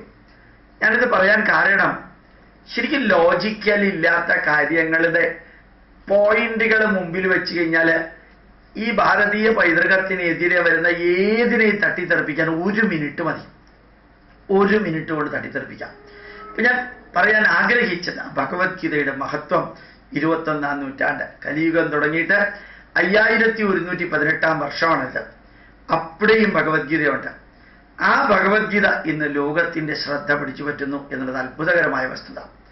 ഇനി ശ്രീകൃഷ്ണൻ ഈ കുരുക്ഷേത്ര യുദ്ധം ആ യുദ്ധം കഴിഞ്ഞപ്പോഴും ശ്രീകൃഷ്ണൻ ഉറപ്പായിരുന്നു പാണ്ഡവർ ജയിക്കുമെന്ന്. പക്ഷേ അർജുനനോട് കൃഷ്ണൻ ഒരിക്കലും പറഞ്ഞില്ല നിങ്ങൾ ജയിക്കുമെന്ന്. ഹതോ വാ പ്രാപ്സ്യതി സ്വർഗം ജിത്വാ വാ ഭോക്ഷ്യത്തെ മഹീം. വിജയിച്ചാൽ രാജാവായിട്ട് തുടരുക, പരാജയപ്പെട്ടാൽ നിന്റെ കർത്തവ്യം ചെയ്തു എന്ന് പറഞ്ഞ് സന്തോഷിക്കുക. ഇത്ര ഗംഭീരമായിട്ടുള്ള വാക്കാം. ഭഗവത്ഗീതയെ കുറിച്ചൊക്കെ ഒരു 5 മണിക്കൂർ ക്ലാസ് എടുക്കാൻ ഒരു പുസ്തകവും കയ്യിൽ വേണ്ട. അത്ര ഭംഗിയായിട്ട് ക്ലാസ് എടുക്കാനുള്ള സന്തോഷം തോന്നാറുണ്ട്. ചിലപ്പോഴൊക്കെ ഈ ഡിസംബർ മാസം 24, 25 തീയതികളിൽ ഒരു ഫുൾ ഡേ ഭഗവത്ഗീതയാണ് ഞാൻ എടുക്കാം, ഒരു പുസ്തകവും കയ്യിലില്ലാതെ. അത് സമകാലീന പ്രസക്താണ്. ആ ഭഗവത്ഗീതയിൽ പറഞ്ഞിരിക്കുന്ന മാതിരിയുള്ള കാര്യങ്ങൾ യുദ്ധമെല്ലാം കഴിഞ്ഞു, മരിക്കേണ്ടവരൊക്കെ മരിച്ചു, ബാക്കി ഉള്ളവർക്ക് വളരെ ദുഃഖം തോന്നി. അപ്പൊ ഈ ശരിക്കും ശ്രീകൃഷ്ണൻ ഒരു തരത്തിലുള്ള കുറ്റബോധം ഇല്ലാണ്ട് ഗാന്ധാരിയുടെ അടുത്ത് വന്നു. ഈ ഗാന്ധാരി കൃഷ്ണന്റെ അടുത്ത് എന്ന് പറയുന്നൊരു വരിയുണ്ട്. കൃഷ്ണ, നീ ത്രികാലജ്ഞാനിയാണ്, പാസ്റ്റും പ്രസന്റും ഫ്യൂച്ചറും അറിയാവുന്ന ആളാണ്. നിനക്ക് വ്യക്തമായിട്ട് അറിയാം എൻ്റെ ഭർത്താവിന് കണ്ടുകൂടാ. ധൃതരാഷ്ട്രർക്ക് ഭർത്താവിനില്ലാത്ത കാഴ്ച എനിക്ക് വേണ്ട എന്ന് പ്രതിജ്ഞ എടുത്ത ആളാണ് ഞാൻ. എനിക്കും കണ്ടുകൂടാ. ഞങ്ങളുടെ അന്ത്യത്തില് ഒരു തുള്ളി ഗംഗാജലം ഞങ്ങളുടെ വായിലൊഴിക്കാൻ ഒരു മകനെയെങ്കിലും ബാക്കി വെച്ചിട്ട് ഒരു മകനെങ്കിലും വെച്ച് ബാക്കിയുള്ളവരെ കൊല്ലായിരുന്നില്ലേ കൃഷ്ണ? അപ്പൊ കൃഷ്ണൻ പറയുന്നൊരു വരിയുണ്ട്. അമ്മേ ഗാന്ധാരി, അമ്മയോട് പലാവർത്തി ഞാൻ പറഞ്ഞതാണ്. ശകുനി കള്ളച്ചൂത് കളിക്കുമ്പോൾ പറഞ്ഞതാണ്, ഇടയ്ക്ക് വെച്ച് പറഞ്ഞതാണ്. ഒരു യുദ്ധമുണ്ടായാൽ കൗരവ വംശം ഉന്മൂലനം ചെയ്യപ്പെടും. അമ്മ കണ്ണുകെട്ടി നടന്നതുകൊണ്ട് അമ്മയുടെ മക്കളിൽ ദുർഗുണങ്ങൾ വളർന്നു. അമ്മ കണ്ണു തുറന്ന് ജീവിച്ചിരുന്നെങ്കിൽ മക്കൾക്ക് ഇത് സംഭവിക്കുമായിരുന്നില്ല. ഭർത്താവിനില്ലാത്ത കാഴ്ച, ആ കാഴ്ചയില്ലാത്ത കുറവ് പരിഹരിച്ചുകൊണ്ട് അമ്മ കണ്ണു തുറന്ന് ജീവിച്ചിരുന്നെങ്കിൽ മക്കൾക്ക് എത്രയോ സൗഭാഗ്യം ലഭിക്കുമായിരുന്നു. അത് ചെയ്യാതെ പാതിവൃത്യത്തിന്റെ പേരിൽ കണ്ണുകെട്ടി നടക്കണമെന്ന് ലോകത്തെ ഏത് ഗ്രന്ഥത്തിലാണ് പറഞ്ഞിരിക്കുന്നത്? ഇത് കൃഷ്ണൻ ഗാന്ധാരിയോട് ചോദിക്കുകയാണ്, ഞാൻ ചോദിക്കുന്നതല്ല. ഈ 51.5 നൂറ്റാണ്ടുകൾക്ക് മുമ്പ് ചോദിക്കുന്ന ചോദ്യമാണ്. ഈ ആചാരത്തിനെ, ഈ പാതിവൃത്യത്തിന്റെ ധാരണകളെയൊക്കെ വെല്ലുവിളിച്ചുകൊണ്ട് കൃഷ്ണന്റേതായിട്ടുള്ള യുക്തിപരമായിട്ടുള്ള വരികൾ. അവസാനം കൃഷ്ണൻ പറഞ്ഞു, അമ്മയാണ് ഇതിന്റെ പുറകിൽ മൊത്തത്തിൽ തെറ്റ്. പക്ഷേ വികാര തീവ്രമായി ദുഃഖത്തോടുകൂടി ശ്രീകൃഷ്ണന്റെ വരികളും കൂടി കേട്ടിട്ടുള്ള ദുഃഖവും ദേഷ്യവും വികാരവും എല്ലാം കൂടി ചേർത്ത് ശരിക്കും ഗാന്ധാരി ശ്രീകൃഷ്ണനെ ശപിക്കുക. എങ്ങനെയാണോ കൗരവകുലം തമ്മിലടിച്ച് ചത്തത്, നിന്റെ കുലവും അതേപോലെ തമ്മിലടിച്ച് മരിക്കും കൃഷ്ണ എന്ന് പറഞ്ഞ് ശപിക്കാൻ. അപ്പോഴും കൃഷ്ണൻ അത് എടുത്തത് പ്രത്യേക രീതിയിലാണ്. അമ്മയുടെ ആഗ്രഹം അപ്രകാരമാണെങ്കിൽ അത് നടക്കട്ടെ. ശ്രീകൃഷ്ണന് ജന്മം നൽകിയ യാദവ കുലത്തെ പുറത്തു നിന്ന് ആർക്കും നശിപ്പിക്കാൻ സാധിക്കില്ല. പുറത്തു നിന്ന് ആർക്കും ശ്രീകൃഷ്ണന് ജന്മം നൽകിയ യാദവ കുലത്തെ നശിപ്പിക്കാൻ സാധിക്കാത്തത് കൊണ്ട് അമ്മയുടെ ഈ ശാപം ഞാൻ അനുഗ്രഹമായിട്ട് സ്വീകരിക്കുന്നു. ആരംഭമുള്ള എല്ലാത്തിനും അവസാനമുണ്ട്. യാദവകുലത്തിന് ആരംഭമുണ്ട്, അതിൻ്റെ അവസാനം അകത്ത് നിന്ന് തന്നെ ആവട്ടെ എന്ന് പറയാനുള്ള ചങ്കൂറ്റമുള്ളൊരു ശ്രീകൃഷ്ണൻ. അതേപോലെ തൻ്റെ മക്കളെ മുഴുവനും വധിച്ച പാണ്ഡവരോടുള്ള ആ വിദ്വേഷം തീർക്കാൻ ഈ ഭീമനെ അടുത്ത് വരുത്തിയിട്ട് ഒരു ആലിംഗനം നടത്തി തൻ്റെ എല്ല് നുറുക്കി കൊല്ലാൻ പാകത്തിന് ദേഷ്യത്തിന് ധൃതരാഷ്ട്രര് ഭീമനെ അടുത്ത് വിളിച്ചപ്പോൾ ഭീമനോട് പോകണ്ട എന്നും അപ്പുറത്ത് ഓടിന്റെ ഒരു പ്രതിമ കൊടുക്കാനും പറഞ്ഞത്. ആ ഓടിന്റെ പ്രതിമ ശരിക്കും ആരെങ്കിലും കൈകൊണ്ട് തൊട്ടാൽ അറിയാം ഇത് മനുഷ്യ ശരീരമല്ല എന്ന്. പക്ഷെ ദേഷ്യത്തിന്റെ ക്ലൈമാക്സിൽ താൻ കയറി പിടിച്ചത് ഓടാണോ മനുഷ്യ ശരീരമാണോ എന്ന് പോലും ചിന്തിക്കാനുള്ള വിവേചനാശക്തി ഇല്ലാത്ത ആ ധൃതരാഷ്ട്രരുടെ മുമ്പിൽ ഭീമനെ അയക്കാതെ മാറ്റി നിർത്തിയത് ശ്രീകൃഷ്ണന്റെ ഫാർ സൈറ്റഡ്നെസ്. ഇങ്ങനെ ഓരോ സ്ഥലത്തും ശ്രീകൃഷ്ണന്റേതായിട്ടുള്ള കാണാൻ സാധിക്കും. ഈ പട്ടണപ്രവേശനം, യുദ്ധമെല്ലാം കഴിഞ്ഞ പാണ്ഡവര് ഹസ്തിനപുരത്തിലേക്ക് വളരെ ഗംഭീരമായിട്ടുള്ള ആചാര ആഘോഷങ്ങളോടുകൂടി പോകുമ്പോൾ ചാർവാകൻ എന്ന് പറയുന്ന ഒരു ബ്രാഹ്മണൻ എന്ന് വെച്ച് കഴിഞ്ഞാൽ ഇന്റലക്ച്വലി കപ്പാസിറ്റി ഉള്ള വ്യക്തി എന്ന് മാത്രമേ ചാർവാകൻ അർത്ഥമുള്ളൂ. ആ ഇന്റലക്ച്വലി ജയന്റ് ആയിട്ടുള്ള ചാർവാകൻ ധർമ്മപുത്രരുടെ മുമ്പിൽ വന്ന് ചോദിക്കുന്നൊരു ചോദ്യം, ഒരു ചോദ്യമല്ല, ചോദ്യ ശരങ്ങളുണ്ട്. ശരിക്കും വേദവ്യാസൻ അത് മുഴുവനും ഈ മഹാഭാരതത്തിൽ എഴുതിയിട്ടുണ്ട്. ധർമ്മപുത്രനോട് ചോദിക്കുന്നത്, ഒരു രാഷ്ട്രത്തെ ഭരിക്കാനുള്ള സ്വാർത്ഥത കൊണ്ട് സ്വന്തം സഹോദരങ്ങളെ കൊന്ന നിനക്കാരാണ് ധർമ്മപുത്രൻ എന്ന് പേരിട്ടത്? അധികാരമോഹം മാത്രമായിരുന്നില്ലേ ധർമ്മപുത്ര നീ ഇത്രയൊക്കെ കാണിക്കാൻ? നിന്നെ വളർത്തി വലുതാക്കിയ ആ ധൃതരാഷ്ട്രന്റെ മക്കളെ അല്ലേ ധർമ്മപുത്ര നീ കൊന്നത്? നീ ചതിച്ച് ദ്രോണാചാര്യരുടെ മകൻ അശ്വത്ഥാമാവ് മരിച്ചു എന്ന് കള്ളത്തരം പറഞ്ഞിട്ടല്ലേ ദ്രോണരെ കൊന്നത്? അതുപോലെ ശിഖണ്ഡിയെ മുമ്പിൽ നിർത്തിയിട്ടല്ലേ അർജുനൻ ഭീഷ്മരെ വീഴ്ത്തിയത്? അതുപോലെ കൃഷ്ണൻ കള്ളത്തരം കാണിച്ചിട്ടല്ലേ കർണനെ കൊന്നത്? എന്നീ ചാർവാകനങ്ങളുടെ പച്ചയ്ക്ക് പാണ്ഡവർക്ക് നേരെ വിളിച്ചു പറയാം. ഇതാണ് ഭാരതത്തിലെ ഗ്രന്ഥങ്ങളും മറ്റ് ഗ്രന്ഥങ്ങളും തമ്മിലുള്ള വ്യത്യാസം. സത്യം പച്ചയ്ക്ക് പറയുമ്പോൾ ആ മഹാഭാരത ഗ്രന്ഥത്തിനകത്തെ കഥാപുരുഷൻ ചരിത്രപുരുഷനായിട്ടുള്ള വേദവ്യാസൻ അതിലെ ഒരു വരികളും തമസ്കരിച്ചില്ല.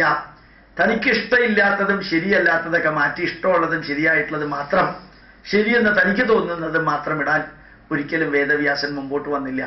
അവിടെ എന്തൊക്കെ സംഭവിച്ചോ അത് മുഴുവൻ എഴുതി ആ ചാർവാകന്റെ പച്ചയ്ക്കുള്ള വിമർശനം കേട്ട് ധർമ്മപുത്രന് താൻ ഇനി ഹസ്തിനപുരത്തേക്കില്ല, താൻ ചെയ്തത് തെറ്റാണെന്ന് വ്യക്തമായിട്ട് മനസ്സിലാകുന്നു എന്ന് കൃഷ്ണനോട് പറഞ്ഞപ്പോൾ കൃഷ്ണൻ പറഞ്ഞു, ഇനി എന്താ വേണ്ടിച്ചാൽ ചെയ്തോളാം ധർമ്മപുത്ര. ധർമ്മപുത്രൻ പറഞ്ഞു, ഞാൻ ഇനി കാട്ടിലേക്ക് പോവാണ്, ഞാനിനി രാജ്യം ഭരിക്കാനില്ല. ആ ചാർവാകൻ പറഞ്ഞത് 100% ശരിയാണ്, എൻ്റെ സ്വാർത്ഥതയായിരുന്നു ഇതൊക്കെ ചെയ്യാൻ കാരണമെന്ന്. അപ്പൊ കൃഷ്ണൻ ഈ വളരെ ഭംഗിയായിട്ട് ധർമ്മപുത്രനോട് പറയുന്നൊരു വരിയുണ്ട്, നമ്മൾ അറിയണം. യഥാർത്ഥത്തിൽ ധർമ്മപുത്ര, ഇത്രയും നേരം നീ ആരെയൊക്കെ വധിച്ചോ ആ വധിച്ചതിൻ്റെ പാപം നിന്നെ ബന്ധിച്ചിട്ടില്ല. കാരണം ഒരു രാഷ്ട്രത്തിലെ അധർമ്മം വന്നപ്പോൾ അധർമ്മത്തെ ഇല്ലാതെയാക്കാൻ എല്ലാ ശ്രമവും നടത്തി പരാജയപ്പെട്ടപ്പോൾ അധർമ്മം ചെയ്യുന്നവരെ നശിപ്പിക്കുക, ഉന്മൂലനം ചെയ്യുക എന്നുള്ളത് ധർമ്മബോധമുള്ള രാഷ്ട്രഭരണാധികാരിയുടെ ദൗത്യം മാത്രമാണ് നീ ചെയ്തിരിക്കുന്നത്. അതുകൊണ്ട് സ്വധർമ്മം അഭിജാപേക്ഷ നവികമ്പിതുമർഹതി ധർമാദ്യുദ്ധാശ്രയോന്യ ക്ഷത്രിയസ്യ നവിദ്യതേ. ഒരു ക്ഷത്രിയൻ ചെയ്യേണ്ട ധർമ്മമാണ് നീ ചെയ്തിരിക്കുന്നത്. ഇത്രയും നേരം നിനക്ക് ഒരു പാപവും നിന്നെ ബാധിച്ചിട്ടില്ല, ബന്ധിച്ചിട്ടില്ല. പക്ഷെ ഇനി നീ കാട്ടിലേക്ക് പോവാണെങ്കിൽ സ്വാഭാവികമായിട്ടൊരു ചോദ്യമുണ്ട്, നീ എന്തിനാ ഇവരെയൊക്കെ കൊന്നത്? കാട്ടിലേക്ക് പോകാനാണോ? എന്നാ കൊല്ലുന്നതിന് മുമ്പ് പോവായിരുന്നില്ലേ തപസ് ചെയ്യാൻ? അങ്ങനെ ശരിക്കും കുറിക്ക് കൊള്ളുന്ന ലോജിക്കൽ പോയിന്റ് പറഞ്ഞിട്ട് ശ്രീകൃഷ്ണൻ മാത്രമാണ് ഓരോരുത്തരെ കൺവിൻസ് ചെയ്തത്. ഗാന്ധാരിയെ കൺവിൻസ് ചെയ്തു, ദ്രോണരെ കൺവിൻസ് ചെയ്തിരുന്നു, ഭീഷ്മരെ കൺവിൻസ് ചെയ്തിരുന്നു, വിതുരരെ കൺവിൻസ് ചെയ്തിരുന്നു, പാഞ്ചാലി അഥവാ ദ്രൗപദിയെ കൺവിൻസ് ചെയ്തിരുന്നു. അവിടെ നിന്ന് ശ്രീകൃഷ്ണൻ ഒരു പതർച്ച ഉണ്ടായിരുന്നില്ല. ശിശുപാലനെ അവഹേളിച്ചപ്പോൾ 100 വരി വരെ കേട്ടിരുന്നു, 101ാമത്തെ അടിച്ചു തെറിപ്പിച്ചു. That's all. 101ാമത്തെ ആയി അടിച്ചു തെറിപ്പിച്ചു. അതാണ് യഥാർത്ഥത്തിൽ ചങ്കൂറ്റം എന്ന് പറയുന്നത്. 100 വരെ ക്ഷമിക്കാനുള്ള കപ്പാസിറ്റി ഉണ്ടായിരുന്നു. അത് നിങ്ങൾ ഞാനും കാണിക്കണം. പിന്നെയും ക്ഷമിച്ചാൽ ഭീരുവായി പോകും. അങ്ങനെ ക്ഷമിക്കലൊരു ഭീരുവിന്റെ ലക്ഷണമാവരുത്. മഹാത്മാഗാന്ധി രാഷ്ട്രത്തിന് സംഭാവന ചെയ്തത് അഹിംസയാണെങ്കിലും അഹിംസ ഭീരുത്വത്തിന്റെ പര്യായമായി മാറിയിരിക്കുന്നു ഭാരതത്തിൽ ഇന്ന്. അഹിംസ നല്ലതാണ്, അത് ശക്തന്മാർക്കാണ് അഹിംസ നന്നാവുക. ഭീരുക്കൾക്ക് അഹിംസ എന്ന് പറയുന്നത് ഓടി രക്ഷപ്പെടാനുള്ള ഒരു കുടില് മാത്രമായിരിക്കും. മറിച്ച് നമ്മുടെ വിഷയത്തിലേക്ക് വരികയാണെങ്കിൽ അപ്പൊ ധർമ്മപുത്രരെ കൺവിൻസ് ചെയ്തു. ആ ധർമ്മപുത്രരെ ഹസ്തിനപുരത്ത് എന്നിട്ട് കൃഷ്ണനോട് പറയുന്നൊരു വരിയുണ്ട്, കൃഷ്ണ, നീ അർജുനന് ഭഗവത്ഗീത കുരുക്ഷേത്ര ഭൂമിയിൽ ഉപദേശിച്ചു, ഞാനാണ് രാജ്യം ഭരിക്കാൻ പോകുന്നത്, അതുകൊണ്ട് ഭഗവത്ഗീത എനിക്കും കൂടി ഉപദേശിച്ചു തരണ്ടേ? അപ്പൊ കൃഷ്ണൻ ധർമ്മപുത്രനോട് പറഞ്ഞ വരി ഇതാണ്, ഇപ്പൊ ഇവിടെ യുദ്ധമൊന്നുമില്ല, ഇപ്പോ നീ രാഷ്ട്രം ഭരിക്കുന്ന വ്യക്തിയാണ്. അവിടെ ഞാൻ വിവരിച്ചു കൊടുത്തത് ക്രൈസിസ് മാനേജ്മെന്റാണ്. യുദ്ധത്തിൽ തളർന്ന ഒരു യോദ്ധാവിനെ യുദ്ധം ചെയ്യാനുള്ള പ്രോത്സാഹനം കൊടുക്കാൻ വേണ്ടിയിട്ട് ജ്ഞാനയോഗവും കർമ്മയോഗവും ഭക്തിയോഗവും പറഞ്ഞു. ഇവിടെ നിനക്ക് ജ്ഞാനവും കർമ്മവും ഭക്തിയോഗവും അല്ല വേണ്ടത്. ഇവിടെ ധർമ്മപുത്രരെ ഈ രാഷ്ട്രം ധന്യമായിട്ട് ഭരിക്കേണ്ടത് എങ്ങനെയാണെന്ന് പഠിച്ച് പ്രാവർത്തികമാക്കാം. അതിന് ഞാനല്ല ഉപദേശം തരാൻ പറ്റിയ പാർട്ടി, അതിന് നീ ഭീഷ്മരുടെ അടുത്തേക്ക് പോവാം. ഭീഷ്മരാണ് അതിന് പറ്റിയ പാർട്ടി. ഇത്ര ഭംഗിയായിട്ട് പറഞ്ഞത്, ഞാൻ കൊടുക്കേണ്ട അറിവ് ഞാൻ കൊടുക്കുകയും ഞാൻ അറിവ് കൊടുക്കേണ്ട ആവശ്യമില്ല, അതിനേക്കാൾ അറിവുള്ളവർ അപ്പുറത്തുണ്ടെങ്കിൽ അവരെ ചൂണ്ടിക്കാണിക്കുകയും ചെയ്ത വ്യക്തിയാണ് ശ്രീകൃഷ്ണൻ. ഭീഷ്മരുടെ അടുത്ത് നിന്ന് പഠിക്കാൻ പറഞ്ഞു. ആ ഭീഷ്മര് ശ്രീകൃഷ്ണന് കാണുമ്പോൾ തൊഴുക ചെയ്തത്. വിഷ്ണു സഹസ്രനാമം ചൊല്ലിയിട്ട് ശ്രീകൃഷ്ണനെ പൂജിക്കുക ചെയ്തത്. ഒന്ന് ആലോചിച്ചു നോക്കൂ.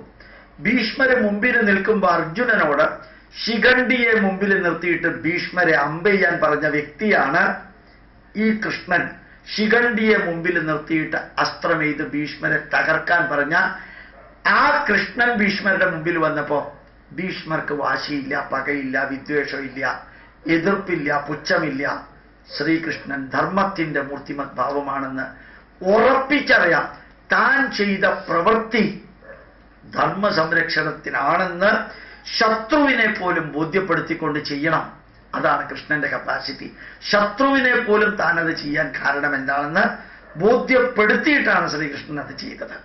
അവിടെ ശ്രീകൃഷ്ണന്റെ മഹത്വം 21ാം നൂറ്റാണ്ടിലും ഏത് ഭരണാധികാരിക്കും അഡോപ്റ്റബിളും അഡാപ്റ്റബിളുമാണെന്ന് നമ്മൾ തിരിച്ചറിയണം. മാത്രമല്ല അത് മുഴുവനും ധർമ്മപുത്രരെ കൊണ്ട് പഠിപ്പിച്ച് ഭീഷ്മര് പറഞ്ഞു, അവസാനം എനിക്കൊരു ആഗ്രഹമുണ്ട് കൃഷ്ണ, നിന്റെ വിശ്വരൂപം കണ്ടാൽ കൊള്ളാമെന്നുണ്ട്. ദുര്യോധനൻ പോലും കണ്ടു. അർജുനന് കുരുക്ഷേത്ര ഭൂമിയിൽ നീ കാണിച്ചു. ദുര്യോധനനെ വിശ്വരൂപം കാണിക്കാൻ കാരണം നിന്നെ കീഴടക്കാൻ സാധ്യമല്ല ദുര്യോധന എന്ന് ദുര്യോധനനെയും കൂടെയുള്ളവരെയും ബോധ്യപ്പെടുത്താൻ നീ അർജുനന് വിശ്വരൂപം കുരുക്ഷേത്ര ഭൂമിയിൽ വെച്ച് കാണിച്ചു. ഞങ്ങൾ പ്രകാശം മാത്രമേ കണ്ടുള്ളൂ, നിന്നെ കണ്ടില്ല. ആ ദിവ്യ ചക്ഷുസ് കൊടുത്ത് ദിവ്യം ദദാമി തേ ചക്ഷു പശ്യമേ യോഗമൈശ്വര്യം എന്ന് പറഞ്ഞ് ദിവ്യ ചക്ഷുസ് കൊടുത്ത അർജുനന് നിന്റെ വിശ്വരൂപം കാണിച്ചപ്പോ നീ തെളിയിച്ചത്, അർജുന നിന്നോട് ഞാൻ പറയുന്നത് പ്രകൃതി നിയമമാണ്, എന്റെ ഉപദേശമല്ല, പ്രകൃതി നിയമമാണ് അർജുന നിന്നോട് ഞാൻ പറയുന്നത് എന്ന് തെളിയിക്കാൻ അവിടെ വിശ്വരൂപം കാണിച്ചെന്നു. എനിക്ക് നീ വിശ്വരൂപം കാണിച്ചു തരണം, ഞാൻ നിന്റെ മുമ്പിൽ തൊഴുന്നു. ഏത് വ്യക്തിക്കും പ്രാപ്യനാണ് കൃഷ്ണ നീ എന്ന് ബോധ്യപ്പെടുത്താൻ നീ എന്റെ വിശ്വരൂപം കാണിച്ചത്.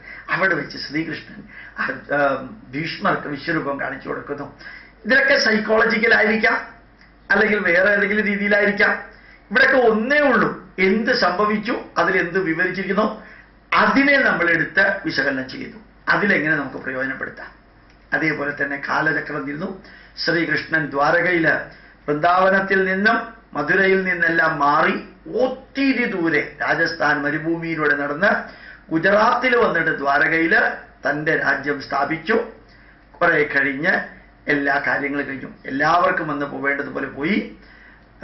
തിരിച്ച് ഇവിടെ വന്നപ്പോ ഈ കൗരവ മാതാവും പിതാവും ധൃതരാഷ്ട്രരും ഗാന്ധാരിയും ഒരപേക്ഷ കൃഷ്ണന്റെ മുമ്പിൽ വെക്കുന്നുണ്ട്. കൃഷ്ണ, നീ ഒരു അവതാരമാണ്, ഈശ്വര തുല്യനാണ്.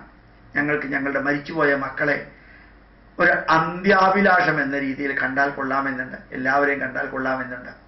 കൃഷ്ണൻ പറയുന്നു, എനിക്ക് അതിനുള്ള കഴിവില്ല അമ്മേ, വേദവ്യാസനോട് പറയുക, വേദവ്യാസൻ നിങ്ങൾക്ക് വേണ്ടത് ചെയ്തു തരും. ശരിക്ക് വേദവ്യാസന്റെ അടുത്ത് ചെന്ന് ഈ ഗുരുപൂർണിമയുടെ അന്ന് ശരിക്ക് വേദവ്യാസൻ പറഞ്ഞതനുസരിച്ച് ഈ അവശേഷിക്കുന്നവര് ധൃതരാഷ്ട്രരും ഗാന്ധാരിയും കൂടെ അവശേഷിക്കുന്നവരെല്ലാം ഗംഗാനദിയിൽ കുളിക്കാനിറങ്ങി. വേദവ്യാസന്റെ അസാധാരണമായ സൈക്കോളജിക്കൽ കപ്പാസിറ്റി ആകാം, അല്ലെങ്കിൽ മെന്റൽ ചേഞ്ച് വരുത്താനുള്ള ശക്തി കൊണ്ടാകാം. ആ കുളിച്ച് കയറിയപ്പോൾ എല്ലാവർക്കും തോന്നി മരിച്ചവരൊക്കെ തൻ്റെ കൂടെ ഉണ്ടെന്ന്. ആ തോന്നൽ ഉണ്ടാക്കാൻ വേദവ്യാസനെ സാധിക്കുള്ളൂ എന്ന് വ്യക്തമാക്കി. ഇതുപോലൊരു സംഭവം ശ്രീകൃഷ്ണനുമായി ബന്ധപ്പെട്ട് രാസക്രീഡയിലുണ്ട്. രാസക്രീഡ നടക്കുമ്പോൾ ഓരോ ഗോപസ്ത്രീയും ശ്രീകൃഷ്ണന്റെ കൂട്ടത്തിൽ നൃത്തമാടുന്നതായിട്ട് ആ ഗോപസ്ത്രീക്ക് തോന്നിയിരുന്നു. അപ്പോ ഇതിനെക്കുറിച്ചെല്ലാം ശ്രീശുക ബ്രഹ്മർഷി പരീക്ഷിത്തിനോട് വിവരിച്ചപ്പോൾ പരീക്ഷിത്ത് ശ്രീകൃഷ്ണനോട് ചോദിക്കുന്നൊരു ചോദ്യം, പരീക്ഷിത്ത് രാജാവ് ശ്രീശുക ബ്രഹ്മർഷിയോട് ചോദിക്കുന്നൊരു ചോദ്യമുണ്ട്. അല്ലയോ ശ്രീശുക ബ്രഹ്മർഷി, ഈ സ്ത്രീകളുമായിട്ട് ഇങ്ങനെ നൃത്തം നടത്തുന്ന ഒരു കൃഷ്ണൻ എന്ന സ്ത്രീലമ്പടനെ കുറിച്ചാണോ അങ്ങ് പുണ്യാത്മാവെന്ന് പറയുന്നത്? ഈ സ്ത്രീകളുടെ കൂട്ടത്തിൽ ഡാൻസ് ആടുകയും അവരുടെ പുടവ ഉരിഞ്ഞു കൊണ്ടുപോവുകയും ഒക്കെ ചെയ്യുന്ന കൃഷ്ണനെ പൂജിക്കണമെന്ന് പറയുന്നത് അവഹേളന അല്ലേ എന്ന് പറയുന്നുണ്ട്. അപ്പോ ശ്രീശുക ബ്രഹ്മർഷി കൊടുക്കുന്ന മറുപടിയുണ്ട്. ശരിക്ക് അവിടെ ഈ രാസക്രീഡ നടക്കുന്ന സമയത്ത് ഈ നാരദ മഹർഷി വന്ന സമയത്ത് എവിടെ ശ്രീകൃഷ്ണൻ എന്ന് നാരദ മഹർഷി അന്വേഷിച്ചു അത്രേ. ഈ സ്ത്രീകളെല്ലാം ഡാൻസ് കളിക്കുന്നുണ്ട്, അവരുടെ കൂട്ടത്തിൽ ആരും ഇല്ലതാനും. പക്ഷെ അവർക്കൊക്കെ തോന്നുന്നുണ്ട് ശ്രീകൃഷ്ണൻ തന്റെ കൂട്ടത്തിലുണ്ടെന്ന്. ഇതെങ്ങനെയാ സാധിക്കുക? ഇപ്പോ ഈ നാരദ മഹർഷിയുടെ കൂട്ടത്തിലുള്ളവരുടെ അടുത്ത നാരദ മഹർഷി പറഞ്ഞു, നിങ്ങൾ എന്നെ തൊട്ടുകൊണ്ട് ആ മുറിയിലേക്ക് നോക്കാം. അപ്പൊ ഈ നാരദ മഹർഷി നോക്കിയപ്പോ ശ്രീകൃഷ്ണൻ അവിടെ ധ്യാനത്തിലിരിക്കുകയാണ്. ശ്രീകൃഷ്ണൻ യഥാർത്ഥത്തിൽ ഇവരുടെ കൂട്ടത്തിൽ രാസക്രീഡയിൽ കളിച്ചിട്ടേയില്ല. പക്ഷേ അസാമാന്യമാം വിധത്തിലുള്ള സൈക്കോളജിക്കൽ കപ്പാസിറ്റി കൊണ്ട് ഞാൻ നിന്റെ കൂടെ ഉണ്ട്, നിങ്ങളുടെ എല്ലാവരുടെയും കൂടെ ഞാനുണ്ടെന്ന് അവരുടെ മനസ്സിൽ തോന്നിക്കുന്ന ഒരു തരത്തിൽ ഹിപ്നോട്ടൈസ് ടൈപ്പ് സൈക്കോളജിക്കലി ഉണ്ടാക്കാൻ സാധിക്കുന്ന പെർസോണിഫിക്കേഷൻ അവിടെ ശ്രീകൃഷ്ണന് സാധിച്ചു. ഇവിടെ വേദവ്യാസനത്ത് സാധിച്ചു. ഇപ്പൊ നമ്മുടെ ഭാരതത്തിൽ ഈ മനഃശാസ്ത്രത്തിന് എത്ര ഗംഭീരമായിട്ട് ഉപയോഗിച്ചു എന്ന് നോക്കാം. ഇന്നും അത് പോസിബിളാണ്, സൈക്കോളജിക്കലി പോസിബിളാണ്. ഇവിടെ നിന്ന് ആലോചിക്കുമ്പോഴാണ് നമുക്ക് തോന്നുന്നത് 51.5 നൂറ്റാണ്ടുകൾക്ക് മുമ്പ് അവർക്ക് ഇത് സാധിച്ചു എന്ന് പറയുന്നത് ഞാൻ വിശ്വസിക്കുന്നില്ല. അതിനൊരു കാരണമുണ്ട്. നമ്മളുടെ ധാരണ ഇന്നത്തെ ശാസ്ത്രമാണ് അവസാനത്തെ ശാസ്ത്രം, ഇവിടെ നിന്ന് പുറകോട്ടെടുക്കുമ്പോൾ ഉള്ളതെല്ലാം പ്രിമിറ്റീവ് ശാസ്ത്രമാണെന്നൊരു ധാരണയുണ്ട്. ഭാരതത്തിൽ അതായിരുന്നില്ല. ഭാരതത്തിൽ ആദ്യം ഉണ്ടായത് വേദാണ്, പിന്നീട് രാമായണം, പിന്നീട് മഹാഭാരതം, പിന്നീട് പുരാണം ഉണ്ടായത്. മോസ്റ്റ് കോംപ്ലിക്കേറ്റഡ് നോളജാണ് ആദ്യം ഉണ്ടായത് ഭാരതത്തില്. പിന്നെ ലോവർ ലെവലിലുള്ള നോളജ് ഉണ്ടായത്.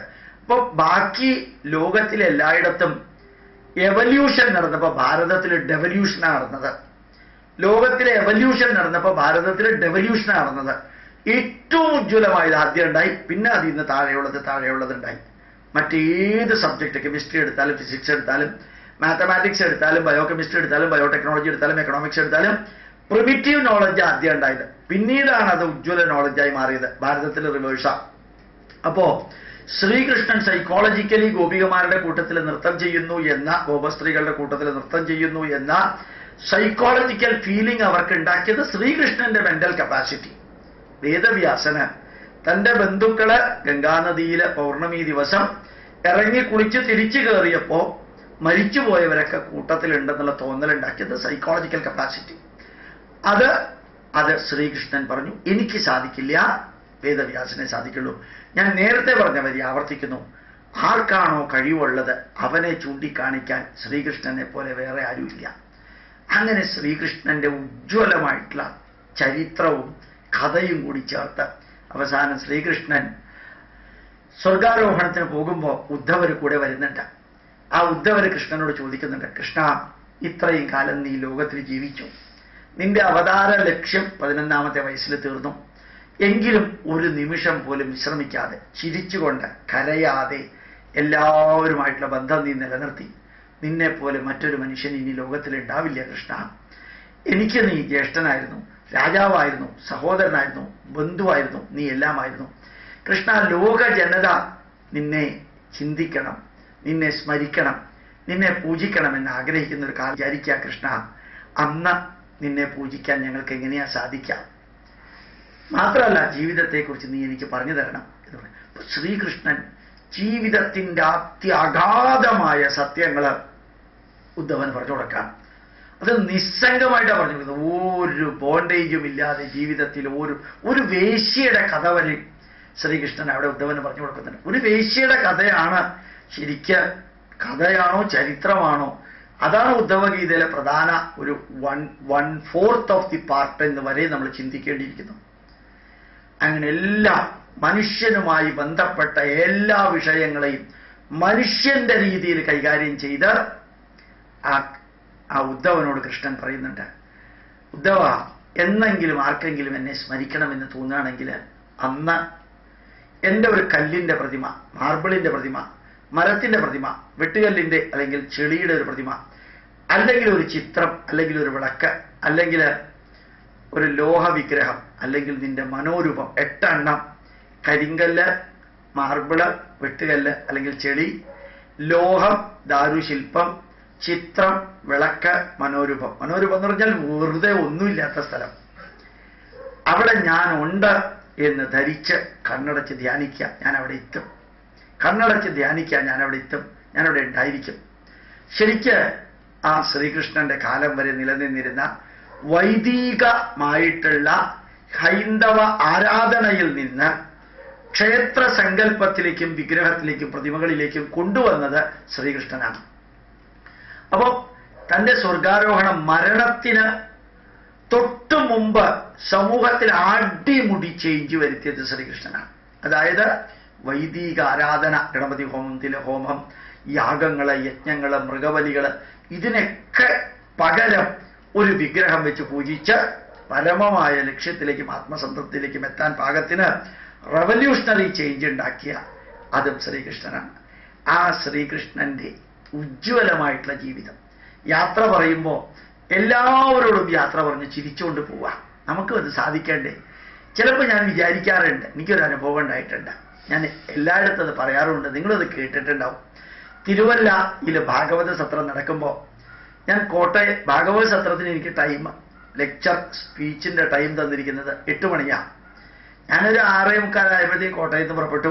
തിരുവല്ല വരെ എത്തണം, അത്ര സമയം മതിയാവും, രാത്രിയാണ് എന്ന് വിചാരിച്ചു. പക്ഷെ കോട്ടയത്തിൽ നിന്ന് കുറച്ച് മുമ്പോട്ട് വന്ന ചങ്ങനാശ്ശേരി എത്താറായപ്പോൾ ചെറിയ മഴയുണ്ട്, ട്രാഫിക് ജാം. പോലീസുകാർ പറഞ്ഞു ഒരു കാരണവശാലും അങ്ങോട്ടേക്ക് വണ്ടി പോവില്ല. കുറേ നേരം നിന്നു. മനസ്സിലൊരു ടെൻഷൻ. ആയിരക്കണക്കിന് വ്യക്തികൾ ഭാഗവത സത്രത്തിൽ എൻ്റെ പ്രഭാഷണം കേൾക്കാൻ 1997 മുതൽക്ക് വരാറുണ്ട്. അപ്പം എനിക്ക് പോകാൻ പറ്റിയില്ലെങ്കിൽ അവരുടെ ഇങ്ങനെ ഉത്തരം പറയും, നീ മൊബൈൽ ഫോണൊന്നും ഇല്ല, എന്തായാലും മൊബൈലില്ല, മൊബൈൽ ഫോണും ഇല്ല എനിക്ക്. ഏതായാലും അന്ന് കൃഷ്ണനെ മനസ്സിലൊന്ന് ധ്യാനിച്ചു. കൃഷ്ണ, നിന്നെ കുറിച്ച് പറയാനാണ് ഞാൻ ഭാഗവത സത്രത്തിലേക്ക് പോകുന്നത്, എന്നെക്കുറിച്ച് പറയാനല്ല. നീ വേണമെങ്കിൽ എന്നെ അവിടെ എത്തിക്കാം, ഞാൻ നിന്നെക്കുറിച്ചേ പറയുള്ളൂ. നീ എത്തിച്ചാൽ എന്നെ നീ എങ്ങനെയാണ് എത്തിച്ചതെന്നും അവിടെ ചെന്ന് പറയാം. ശ്രീകൃഷ്ണൻ ഉണ്ടോ, ശ്രീകൃഷ്ണൻ വന്നോ, ശ്രീകൃഷ്ണൻ 51 നൂറ്റാണ്ട് മുമ്പ് കാലയവനികയ്ക്കുള്ളിലേക്ക് പോയില്ലേ, ഇതൊക്കെ നിങ്ങൾ എന്നോട് ചോദിച്ചോളൂ, എനിക്ക് അതിനൊന്നിനും ഉത്തരമില്ല. പക്ഷേ ആ ഒരു പ്രാർത്ഥന കഴിഞ്ഞ് 1 മിനിറ്റ് കഴിയുമ്പോൾ ഒരു ആംബുലൻസ് എവിടെ നിന്നോ വന്നു.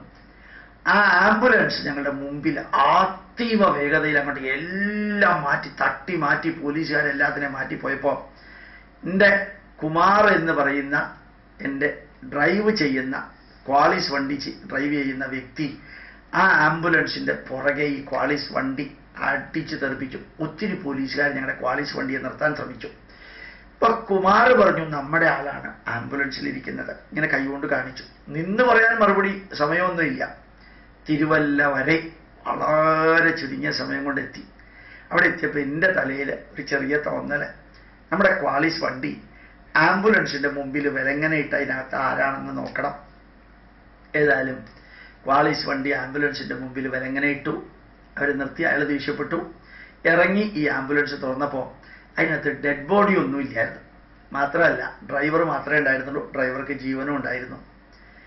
അന്ന് മനസ്സിലാലോചിച്ചു, ശരിക്ക് നിറഞ്ഞ ഹൃദയത്തോടു കൂടി ഒരു പ്രാർത്ഥന. സാധാരണ ഞാൻ അങ്ങനെ പ്രാർത്ഥിക്കാറില്ല.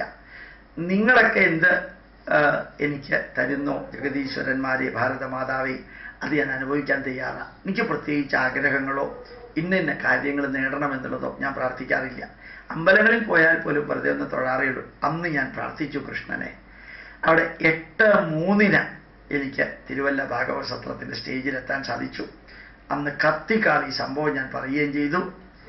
എനിക്കൊരു വലിയ ആത്മാനുഭൂതിയായിരുന്നു. ഇന്നും ശ്രീകൃഷ്ണൻ എൻ്റെ ഒരു സുഹൃത്തിനെ പോലെ എൻ്റെ കൂടെയുണ്ട് എന്ന് ഞാൻ വിചാരിക്കാറുണ്ട്. ഞാൻ ശ്രീകൃഷ്ണൻ്റെ ചങ്കൂറ്റത്തെ, ശ്രീകൃഷ്ണൻ്റെ ധീരതയെ, ശ്രീകൃഷ്ണൻ നേതൃത്വം നൽകിയ ഒരു വലിയ സമൂഹ പരിവർത്തനത്തെ, ശ്രീകൃഷ്ണൻ എന്ന ഒരു രാജകീയ പ്രൗഢിയുള്ള പച്ച മനുഷ്യനെ ഗോപാലകൃഷ്ണൻ തൊഴുകയോടെ പ്രാർത്ഥിക്കാറുണ്ട്. ഇന്നും അന്നും ഇന്നും. ഈ ആഗസ്റ്റ് മാസം 24-ാം തീയതി 2016 ശ്രീകൃഷ്ണന്റെ ജന്മാഷ്ടമി ആഘോഷിക്കുമ്പോൾ അതിൻ്റെ മുമ്പിലത്തെ ദിവസം 23-ാം തീയതി വൈകുന്നേരം ഇങ്ങനൊരു ക്ലാസ് എടുക്കാൻ സാധിച്ചതിൽ സന്തോഷമുണ്ട്. പ്രണാമം, നമസ്കാരം.